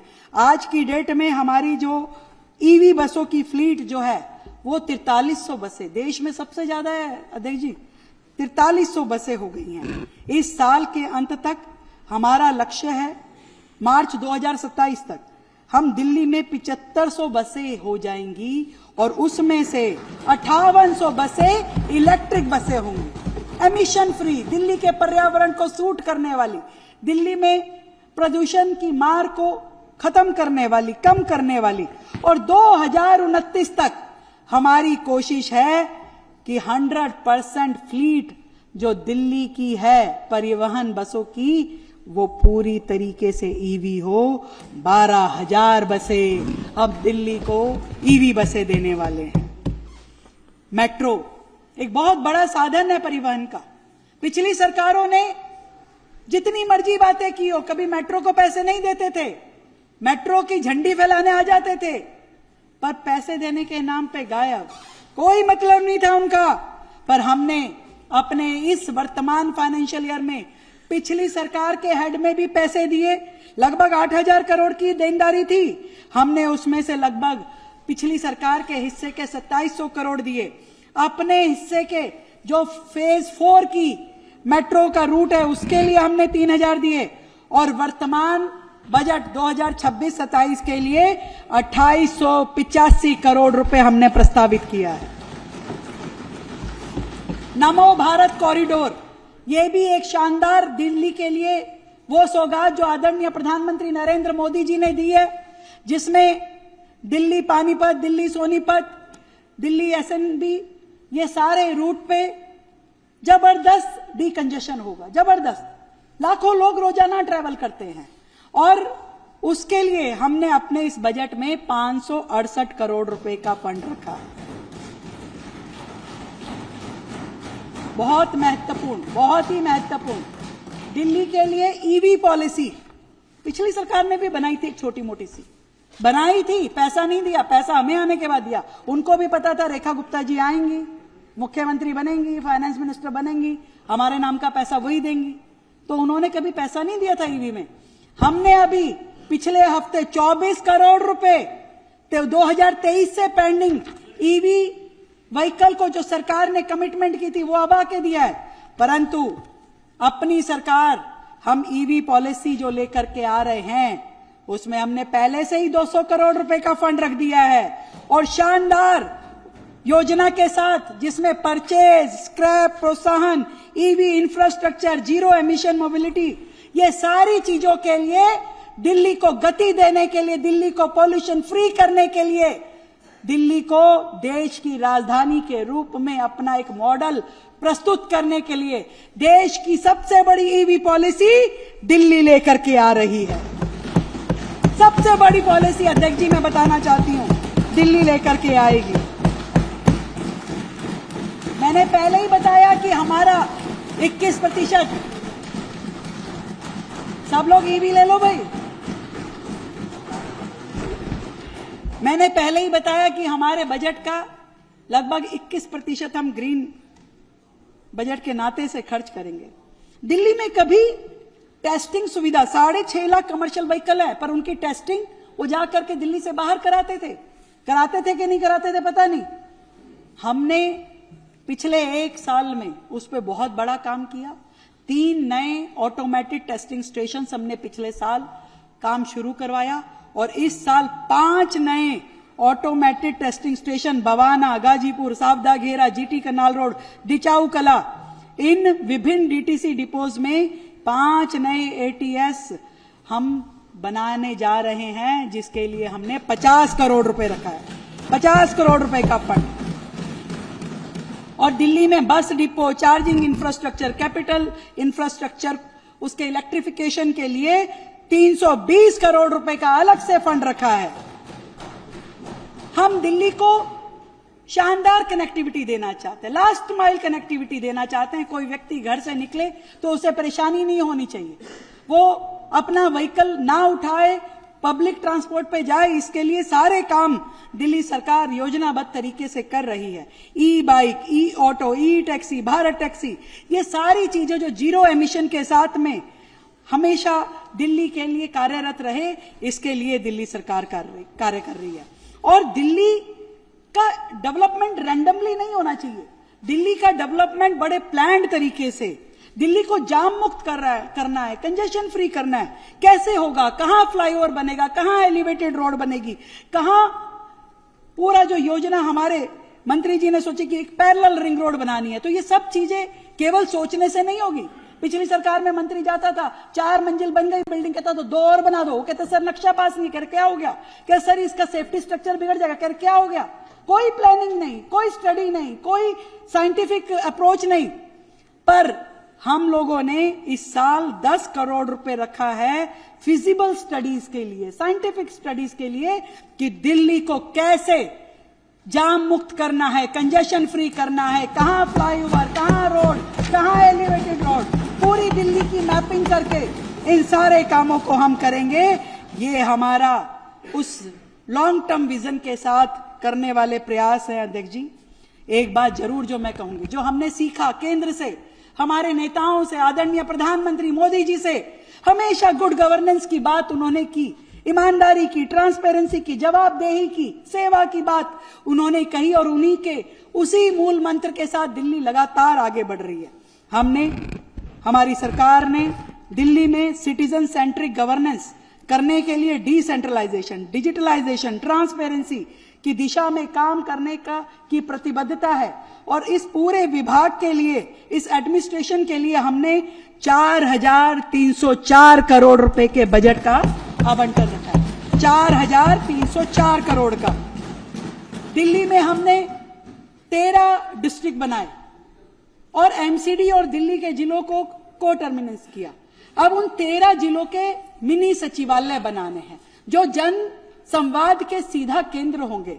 एक जो दक्षिणी पश्चिम जिले का मिनी सचिवालय है, उसकी योजना पूरी कर ली गई है। उसके हेड में इस साल हमने 213 करोड़ रुपए का फंड रखा है और 2026-27 में बाकी के 12 मिनी सचिवालय बनाने के लिए हमने 100 करोड़ रुपए का और फंड रखा है।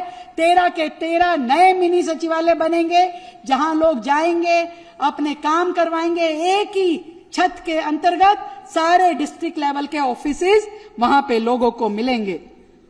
अध्यक्ष जी, मोदी जी कहते हैं अच्छा शासन जो है जन आंदोलन बनना चाहिए, और इसीलिए दिल्ली में जितने लैंड रिकॉर्ड है उन सारे लैंड रिकॉर्ड्स को डिजिटलाइज करने के लिए, उनको एक यूनिक आईडी देने के लिए दिल्ली सरकार काम करेगी, ताकि प्रॉपर्टी रिलेटेड डिस्प्यूट खत्म हो, भ्रष्टाचार खत्म हो और दिल्ली आगे बढ़े। हम दिल्ली में जैसे केंद्र में नीति आयोग काम करता है, उसी तर्ज पे दिल्ली में DITI आयोग, Delhi institutional think tank for innovation, ये DITI आयोग बनाएंगे जो दिल्ली के लिए पूरा इनोवेटिव प्लानिंग करेगा, काम करेगा, दिल्ली को नए विजन के साथ आगे बढ़ाने का काम करेगा। हमारे आने से पहले डीएम के पास कोई पावर नहीं होती थी, पैसा नहीं होता था कि वो अपनी मर्जी से कहीं 10 रुपए भी खर्च ले। एरिया में कोई काम आए तो किसी काम में वो कुछ भी खर्चा बोल दे।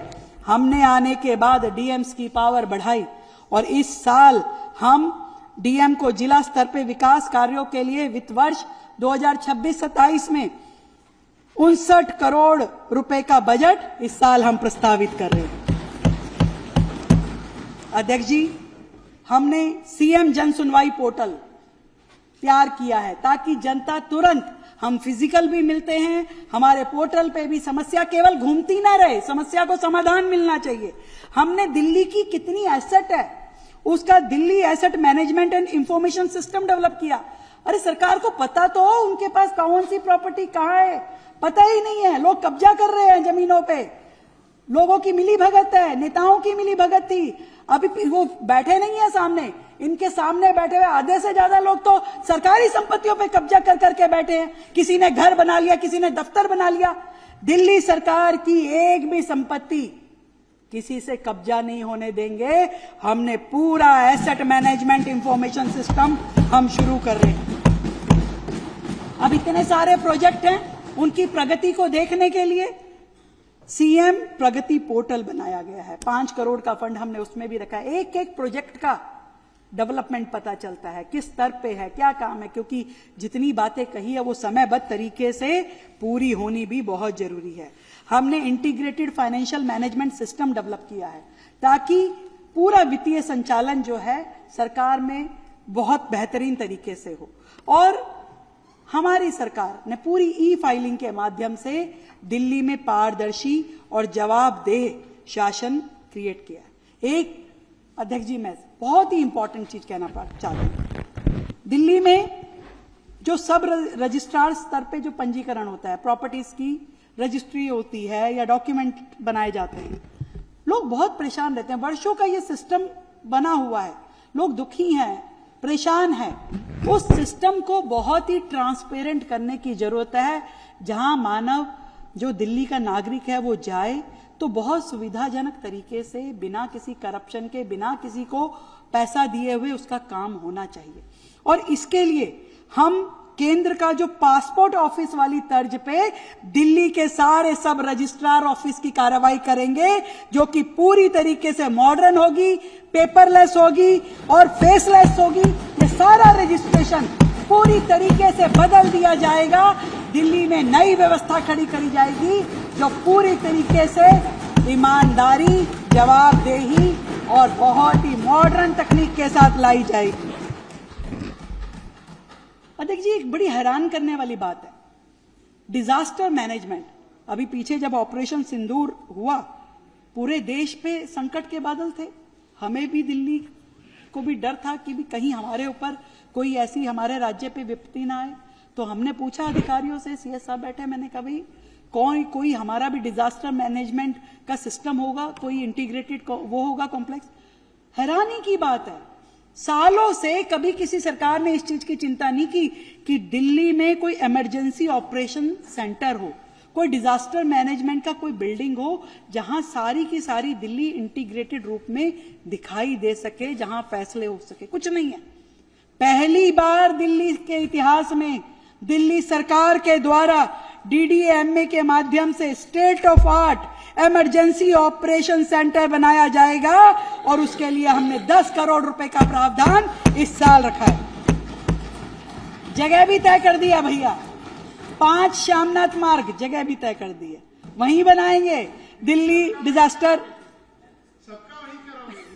दिल्ली का इंटीग्रेटेड जो दिल्ली लेवल पे स्टेट लेवल पे बनेगा ये वहीं बनेगा। मैं साथ ही में एक सुलभ, कुशल और उत्कृष्ट न्यायपालिका प्रदान करने की दिशा में भी दिल्ली सरकार लगातार काम कर रही है। न्यायालयों की बुनियादी ढांचे को सुदृढ़ करना और उसको महत्वपूर्ण उसमें काम करना, ये हमारा लक्ष्य है। और इसके लिए हमने Shastri park, Karkardooma, Rohini, round Avenue, इनमें अतिरिक्त न्यायालय कक्ष और परिसर स्थापित करना, रोहिणी में एक नई फैमिली कोर्ट की स्थापना करना और इन सब के लिए हमने 230 करोड़ रुपए का फंड हमने इस साल रखा है। अध्यक्ष जी, FIR होती है, आगे की कार्यवाही रुक जाती है। क्यों रुक जाती है? कि फॉरेंसिक की रिपोर्टें नहीं आ पाती। हमने इसको प्रायोरिटी पे लिया ताकि सारी कंप्लेंट्स का, सारी FIR का, सारे केसेस का निपटान जल्द हो। हमने पिछले साल 6 फॉरेंसिक वैनों को शुरू करी और इस साल फॉरेंसिक साइंस लेबोरेटरी खोलने के लिए हमने फंड का प्रोविजन किया है ताकि दिल्ली में जितने भी केसेस है उसकी तुरंत फॉरेंसिक जो रिपोर्ट आनी चाहिए वो रिपोर्ट उनको मिले और कोई भी एक भी रिपोर्ट पेंडिंग ना रहे। इसके लिए इस पूरे सिस्टम को डेवलप करने के लिए काम चल रहा है। अध्यक्ष जी, एक हाई सिक्योरिटी जेल नरेला में हमने केंद्र सरकार की मदद से बनाने के काम की शुरुआत कर चुके हैं, जिसे इस साल में आगे बढ़ाया जाएगा। अब एक विभाग आदरणीय सिरसा जी का, सिरसा जी कह रहे हैं भाई इंडस्ट्री का नंबर, बिना इंडस्ट्री के क्या है? इंडस्ट्री किसी भी राज्य के लिए बहुत जरूरी है क्योंकि प्रोडक्शन ड्रिवन और ग्रोथ ओरिएंटेड इकोनॉमी तभी हो सकती है जब वहां की इंडस्ट्रीज बेहतर हो। और सालों से हमारी दिल्ली के इंडस्ट्रियल सेक्टर में कुछ किया ही नहीं गया, एक सर्विस स्टेट मान करके ही सारी चीजें चल रही थी।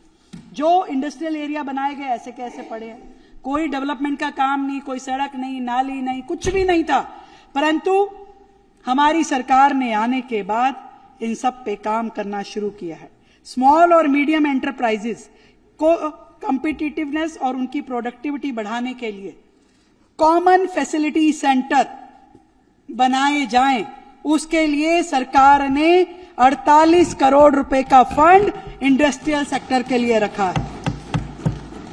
इंडस्ट्रियल एरिया को बेहतर इंफ्रास्ट्रक्चर, मॉडर्न फैसिलिटीज और प्रोडक्टिविटी के लिए जो जो भी सुविधाएं चाहिए, सड़क, ड्रेनेज, आपकी फैसिलिटीज, उन सब के लिए इस बार इंडस्ट्रियल सेक्टर में दिल्ली सरकार बेहतर काम करेगी।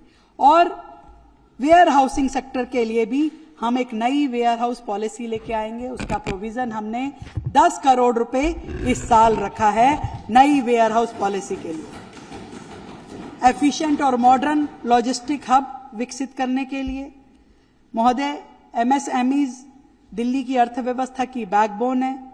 दिल्ली को मजबूती देने के लिए हमने MSMEs के स्किल डेवलपमेंट के लिए, डिजिटल इंटीग्रेशन के लिए काम शुरू किया है और केंद्र सरकार के सहयोग से दिल्ली में पहली बार ramp, raising and accelerating MSME performance, इस स्कीम को हमने दिल्ली में लागू किया है ताकि हमारे जो MSME सेक्टर के लोग हैं उनको स्किलिंग की जाए, उनको अच्छी बेहतर ट्रेनिंग दी जाए और 32,000 MSMEs को ट्रेनिंग प्रदान की जाएगी इस योजना के अंतर्गत।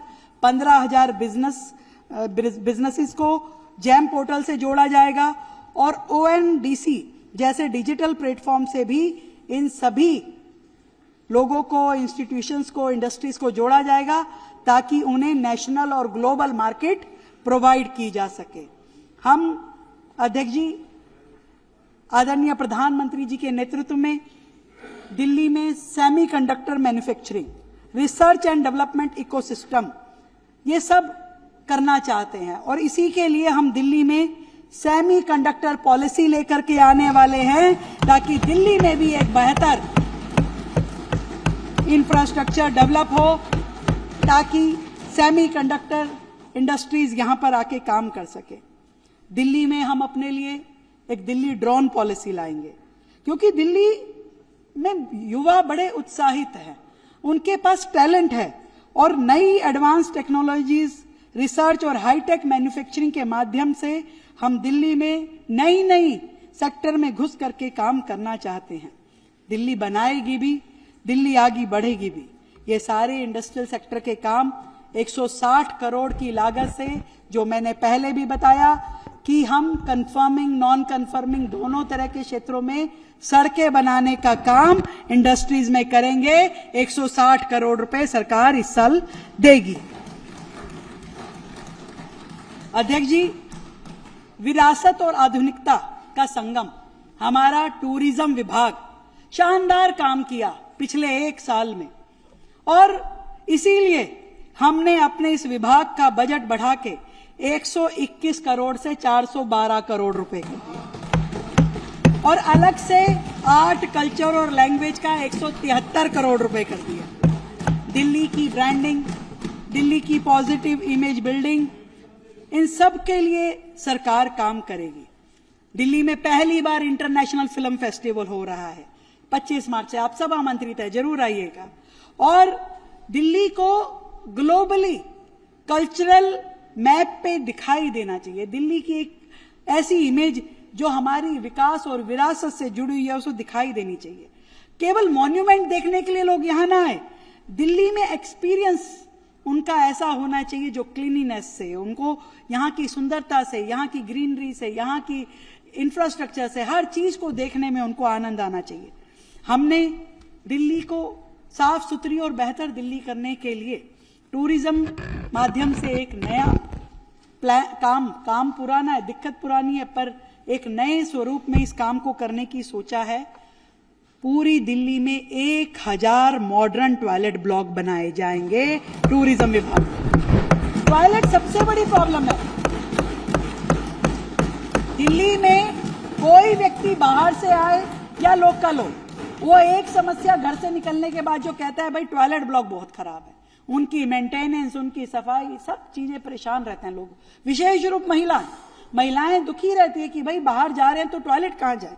हम दिल्ली में 1000 नए टॉयलेट ब्लॉक बनाएंगे, और वो ऐसे होंगे जिसकी मेंटेनेंस पूरी तरीके से सरकार के खर्चे पे होगी। कोई उसमें एडवर्टीजमेंट, ये वो अलग अलग तरह का कॉम्पनसेशन कुछ नहीं, सीधा सीधा पैसे देके आपका टॉयलेट ब्लॉक साफ सुथरा मैनेज रहे, साफ सुथरा रहे, मेंटेन रहे, 24 घंटे खुला हो। जब जाते हैं लोग देखते हैं टॉयलेट ब्लॉक बंद है, नहीं। दिल्ली में शौचालयों को बेहतर करना, इस बार हमने टूरिज्म को अलग से इस काम को सौंपा है। दूसरी चीज, दिल्ली की जितनी एंट्रीज हैं, जितने एंट्री गेट हैं, उन सब के ब्यूटिफिकेशन का काम हम टूरिज्म के माध्यम से दिल्ली में करने वाले हैं। वो 13 एंट्री गेट, उनको शानदार वेलकम गेट के रूप में बनाया जाएगा। दिल्ली जो इंस्पिरेशन है कवियों की, लेखकों की, कलाकारों की, और हम देखते हैं इस दिल्ली शहर में सबके सदन है, सब राज्यों के सदन यहाँ है, एक दिल्ली का ही सदन नहीं है, एक दिल्ली का ही सदन नहीं है। इस बार हम दिल्ली का सदन बनाएंगे भाई, और उसके लिए हमने अलग से टूरिज्म विभाग को बजट दे दिया है। ये बढ़िया सा एक दिल्ली राज्य का अपना गेस्ट हाउस, एक सदन बनेगा जहां बाहर के अतिथि आकर रुकेंगे। एक बड़ा पुराना इंस्टीट्यूशन है दिल्ली में, Delhi institute of hotel management and catering. एक इंस्टीट्यूशन है, बहुत पुराना है, पर अब उसकी व्यवस्थाएं बिगड़ चुकी है। हम इस इंस्टीट्यूशन को रिवाइव करेंगे, इसको एम्पावर करेंगे, और हॉस्पिटैलिटी सेक्टर का एक बहुत ही रिनॉल्ड इस इंस्टीट्यूशन को बना करके दिल्ली में इसको प्रस्तुत किया जाएगा, जो काम हमारा टूरिज्म विभाग इसको लेके करेगा। दिल्ली में कॉन्सर्ट इकोनॉमी डेवलप करनी है। इस दिशा में दिल्ली को आगे बढ़ाने के लिए हम दिल्ली की एक नई फिल्म पॉलिसी, ताकि बाहर से लोग दिल्ली में शूटिंग के लिए, अपने प्रोग्राम करने के लिए, अपने कॉन्सर्ट करने के लिए प्रेरित हों, और दिल्ली उन सब विधाओं के लिए पॉलिसी बनाएगी ताकि एम्प्लॉयमेंट जनरेशन भी हो, कल्चरल एक्सप्रेशन भी हो। ये सारी चीजें दिल्ली में जो आज तक नहीं हुई, उन सब के लिए दिल्ली सरकार काम करेगी। एक बहुत ही शानदार प्रोजेक्ट, जो एक बिल्डिंग जिसका नाम टाउन हॉल है, जिससे हम में से बहुत सारे लोगों का मन जुड़ा हुआ है, वर्षों से खंडर पड़ा हुआ है, कोई उसकी तरफ देख नहीं रहा। हमने केंद्र सरकार से बात करी है, केंद्र सरकार के सहयोग से हम दिल्ली के टाउन हॉल को एक बहुत ही ग्लोबल हेरिटेज सेंटर बनाएंगे, जो सांस्कृतिक का केंद्र होगा, जो दिल्ली के हुनर को, दिल्ली के हार्ट को, दिल्ली की आर्ट को और दिल्ली के स्वाद को, हर चीज का एक एग्जाम्पल बनता हुआ हम दिल्ली में टाउन हॉल को डेवलप करेंगे और एक बहुत ही रिच कल्चरल एक्सपीरियंस वहां पे लोगों को मिले, इसके लिए काम करेंगे। एक और सेक्टर है AVGC, animation, visual effect, gaming और कॉमिक इंडस्ट्री। बहुत तेजी से ग्रो हो रहा है। प्रधानमंत्री जी ने भी कई बार इसका जिक्र किया। देश की राजधानी है दिल्ली। हमारे युवाओं को हम इस नई दिशा में काम करने का मौका देंगे। इस इमर्जिंग इकोसिस्टम का हिस्सा बनने के लिए हम अपॉर्चुनिटीज देंगे। हमारे जो युवा हैं वो क्रिएटर हैं, वो बहुत सारे युवा जो हैं अपने आप में उनके अंदर बहुत टैलेंट है। उन सबको दिल्ली का ब्रांड एम्बेसडर बनाते हुए हम सपोर्ट करेंगे ताकि वो इस क्रिएटिव इकोनॉमी में, गेमिंग इंडस्ट्री में और डिजिटल स्टोरी टेलिंग में अपना फ्यूचर बना सकें, अपना कैरियर बना सकें। अध्यक्ष जी, लगभग मैं समापन की ओर हूं। मैंने हर विभाग की बात करी, पर मैं फिर से उस बात पे आती हूं जहां से मैंने शुरू किया। दिल्ली के इस बजट को हमने ग्रीन बजट कहा है, और ग्रीन बजट केवल कहने से नहीं होगा, करने से होगा। दिल्ली में पर्यावरण, दिल्ली के वन क्षेत्र, जो पिछली बार इसका बजट 505 करोड़ था, पर विशेष रूप से मैं बताना चाहूंगी कि दिल्ली के एनवायरमेंट मिनिस्ट्री को, हमारे विभाग को हमने इस बार 505 करोड़ से बढ़ा के 822 करोड़ रुपए का बजट दिया। नए फॉरेस्ट एरिया डेवलप करेंगे, इंडिजीनियस प्लांट्स लगाएंगे। हमने अगले 4 साल के अंदर 35 लाख बड़े पेड़, जो कि भारतीय ब्रीड के हैं, पीपल, आम, नीम, ऐसे ऐसे पेड़ जो सच में ऑक्सीजन गिवर हैं, हम 130 करोड़ रुपए का फंड फॉरेस्ट डेवलपमेंट के लिए दे रहे हैं, 44 करोड़ रुपए का फंड वाइल्ड लाइफ प्रोटेक्शन के लिए दे रहे हैं, और दिल्ली के पार्क और गार्डन सोसाइटीज की डेवलपमेंट के लिए अलग से 25 करोड़ रुपए का फंड दे रहे हैं। मैं दिल्ली की जनता को ये कहना चाहती हूं कि हमारा ये जो बजट है वो दिल्ली के साथ कमिटमेंट है। ये दिल्ली का एनवायरनमेंट हमारी रिस्पॉन्सिबिलिटी है, और इस रिस्पॉन्सिबिलिटी को हम गवर्नेंस के माध्यम से लगातार इस पे काम करेंगे। ग्रीन बजट को सुनिश्चित करते हुए हमने जितनी भी पॉलिसी बनाई उसमें हमने जनता को इन्वॉल्व किया, इन डिसीजंस पे हर एक की सहमति ली, और उस दिशा में काम करने के लिए पूरा एक साइंटिफिक रोड मैप बनाया है। हमने इस बार पॉल्यूशन कंट्रोल और इमरजेंसी मेजर्स करने के लिए अलग से 300 करोड़ रुपए का फंड रखा है। हमने दिल्ली नगर निगम को भी 2300 करोड़ रुपए की फंडिंग दिल्ली में एमआरएस मशीनें, दिल्ली में लिटर पिकर लेने के लिए अलग से दिए हैं। हमने दिल्ली में मॉनिटरिंग सिस्टम को भी मजबूत करने के लिए, वॉर रूम बनाने के लिए, रियल टाइम ट्रैकिंग करने के लिए 2 करोड़ रुपए अलग से दिए हैं। अध्यक्ष जी, मैं बताना चाहती हूं कि हमने वर्ल्ड बैंक के साथ में कोलैबोरेशन किया है ताकि एडवांस टेक्निकल सॉल्यूशन पॉल्यूशन पे हमें मिल पाए, बेहतर मॉनिटरिंग सिस्टम हम डेवलप कर पाए, और दिल्ली धीरे धीरे इस प्रदूषण की मार से बच पाए। हम कंक्रीट का जंगल नहीं बनाना चाहते दिल्ली को, हम हरियाली का आंगन बनाना चाहते हैं दिल्ली को, और दिल्ली में urban forest, park, green spaces के माध्यम से दिल्ली को फिर से ग्रीन दिल्ली बनाने की हमारी कमिटमेंट है। हमारी कमिटमेंट है अध्यक्ष जी, और हम जानते हैं कि प्रकृति ही प्रगति की साथी है, और प्रगति के लिए प्रकृति को साथ में लेके चलना ही होगा। कूड़े के पहाड़ों की बात बार बार आती है। हमने जो इनसफिशिएंट इंफ्रास्ट्रक्चर है वेस्ट डिस्पोजल का, उसके लिए भी लगातार काम कर रहे हैं हम। 7,000 मीट्रिक टन की जो कैपेसिटी वेस्ट डिस्पोजल की दिल्ली की है, उसको हम बढ़ा के 15,000 मीट्रिक टन पे ले जाने के लिए नरेला, ओखला, गाजीपुर, तेखंड में वेस्ट टू एनर्जी प्लांट्स का विस्तार करेंगे। हमने लीगेसी वेस्ट को खत्म करने के लिए लगातार लैंडफिल साइटों पे काम किया है। और दिल्ली में जो काऊ डंग है, जो गोबर है, इसको वेस्ट टू वेल्थ के तरीके से यूज करने के लिए हम नए बायोगैस प्लांट लगाएंगे। लगभग रोजाना 1500 टन गोबर दिल्ली में होता है, जो नालों के माध्यम से बह के यमुना जी में जाता है, यमुना को भी दूषित करता है, नालों की भी ब्लॉकेज होती है। परंतु अब दिल्ली में जितना भी ये काऊ डंग जनरेशन जो जनरेट हो रहा है, इसके लिए हम नए बायोगैस प्लांट बनाएंगे ताकि उससे गैस बनाई जा सके, जो हमारी दिल्ली को एक सर्कुलर इकोनॉमी मॉडल के रूप में काम आएगा। और इस पे हम काम करेंगे। और जब हम ईवी व्हीकल की बात करते हैं तो इस चीज को हमें नहीं भूलना चाहिए कि जैसे जैसे ईवी व्हीकल बढ़ेंगे वैसे वैसे ई वेस्ट भी बढ़ेगा। तो दिल्ली में अभी से हम ई वेस्ट की प्लानिंग शुरू कर चुके हैं। ई वेस्ट डिस्पोजल के लिए प्लांट बनाया जाएगा और उस पर लगातार सरकार काम कर रही है। इन सबको देखते हुए दिल्ली में कार्बन क्रेडिट मोनेटाइजेशन स्कीम को भी हम आगे लेकर के जा रहे हैं। एक निर्णायक मोड़ पे दिल्ली खड़ी है अध्यक्ष जी। आने वाली पीढ़ियां हमसे पूछेगी कि हमने क्या क्या किया। हम उसकी तैयारी लगातार कर रहे हैं। हम इतना कह सकते हैं कि इस बजट की हर पंक्ति सरकार की सोच तो है ही, सरकार की सोच तो है ही, पर दिल्ली के जन जन की आकांक्षाओं की गूंज भी हमारे इस बजट में शामिल है। और यह एक सामूहिक साधना है, ये साझा संकल्प है। और इस संकल्प का परिणाम यही होगा कि हम लोग मिल करके दिल्ली के लिए काम करें।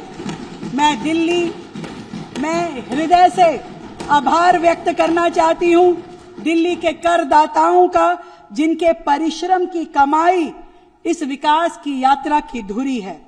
उन सभी नागरिकों का जिनके सुझावों से, जिनकी अपेक्षाओं से और विश्वास से हमने दिशा दी है इस बजट को। उन हजारों लोगों का जो कि लगातार अपने परामर्श से इस जन आंदोलन की प्रक्रिया में शामिल हुए।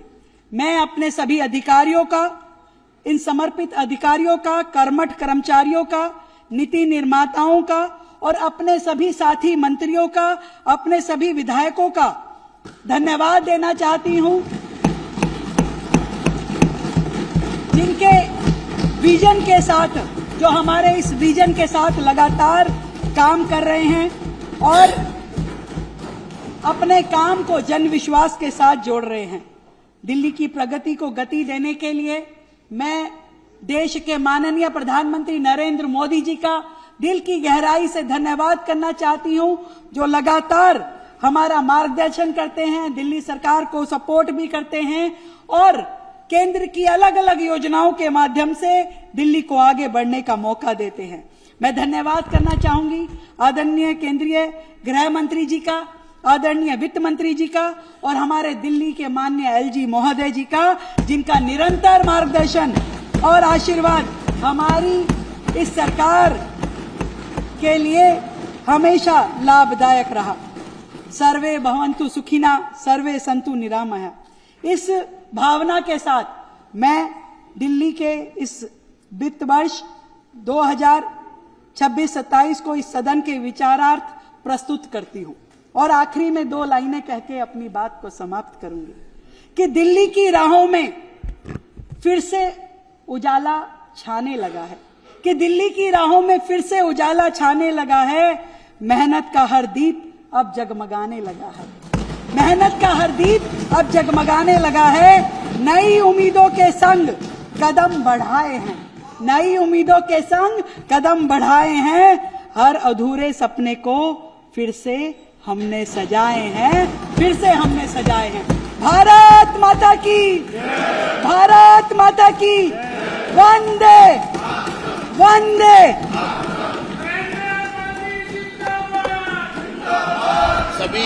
सभी अपना स्थान ले ले। आगे की कार्रवाई अब माननीय मुख्यमंत्री वित्त मंत्री वित्त वर्ष 2026-27 के लिए डिमांड फॉर ग्रांट पेश करेंगे। इसी के साथ अध्यक्ष महोदय, मैं आपकी अनुमति से राजकोषीय उत्तरदायित्व एवं बजट प्रबंधन FRBM लक्ष्य प्रतिबद्धताएं 2026-27 के प्रति भी सदन पटल पे प्रस्तुत करती हूं। इन अनुदान मांगों पर सदन में बजट पारित करने के लिए के दौरान विचार किया जाएगा। अब मुख्यमंत्री वित्त मंत्री 2025-26 के लिए सप्लीमेंट्री डिमांड पेश करेंगी। अध्यक्ष महोदय, मैं वित्त वर्ष 2025-26 के लिए अनुपूरक अनुदान मांगों का दूसरा और अंतिम भाग सदन में प्रस्तुत करती हूं।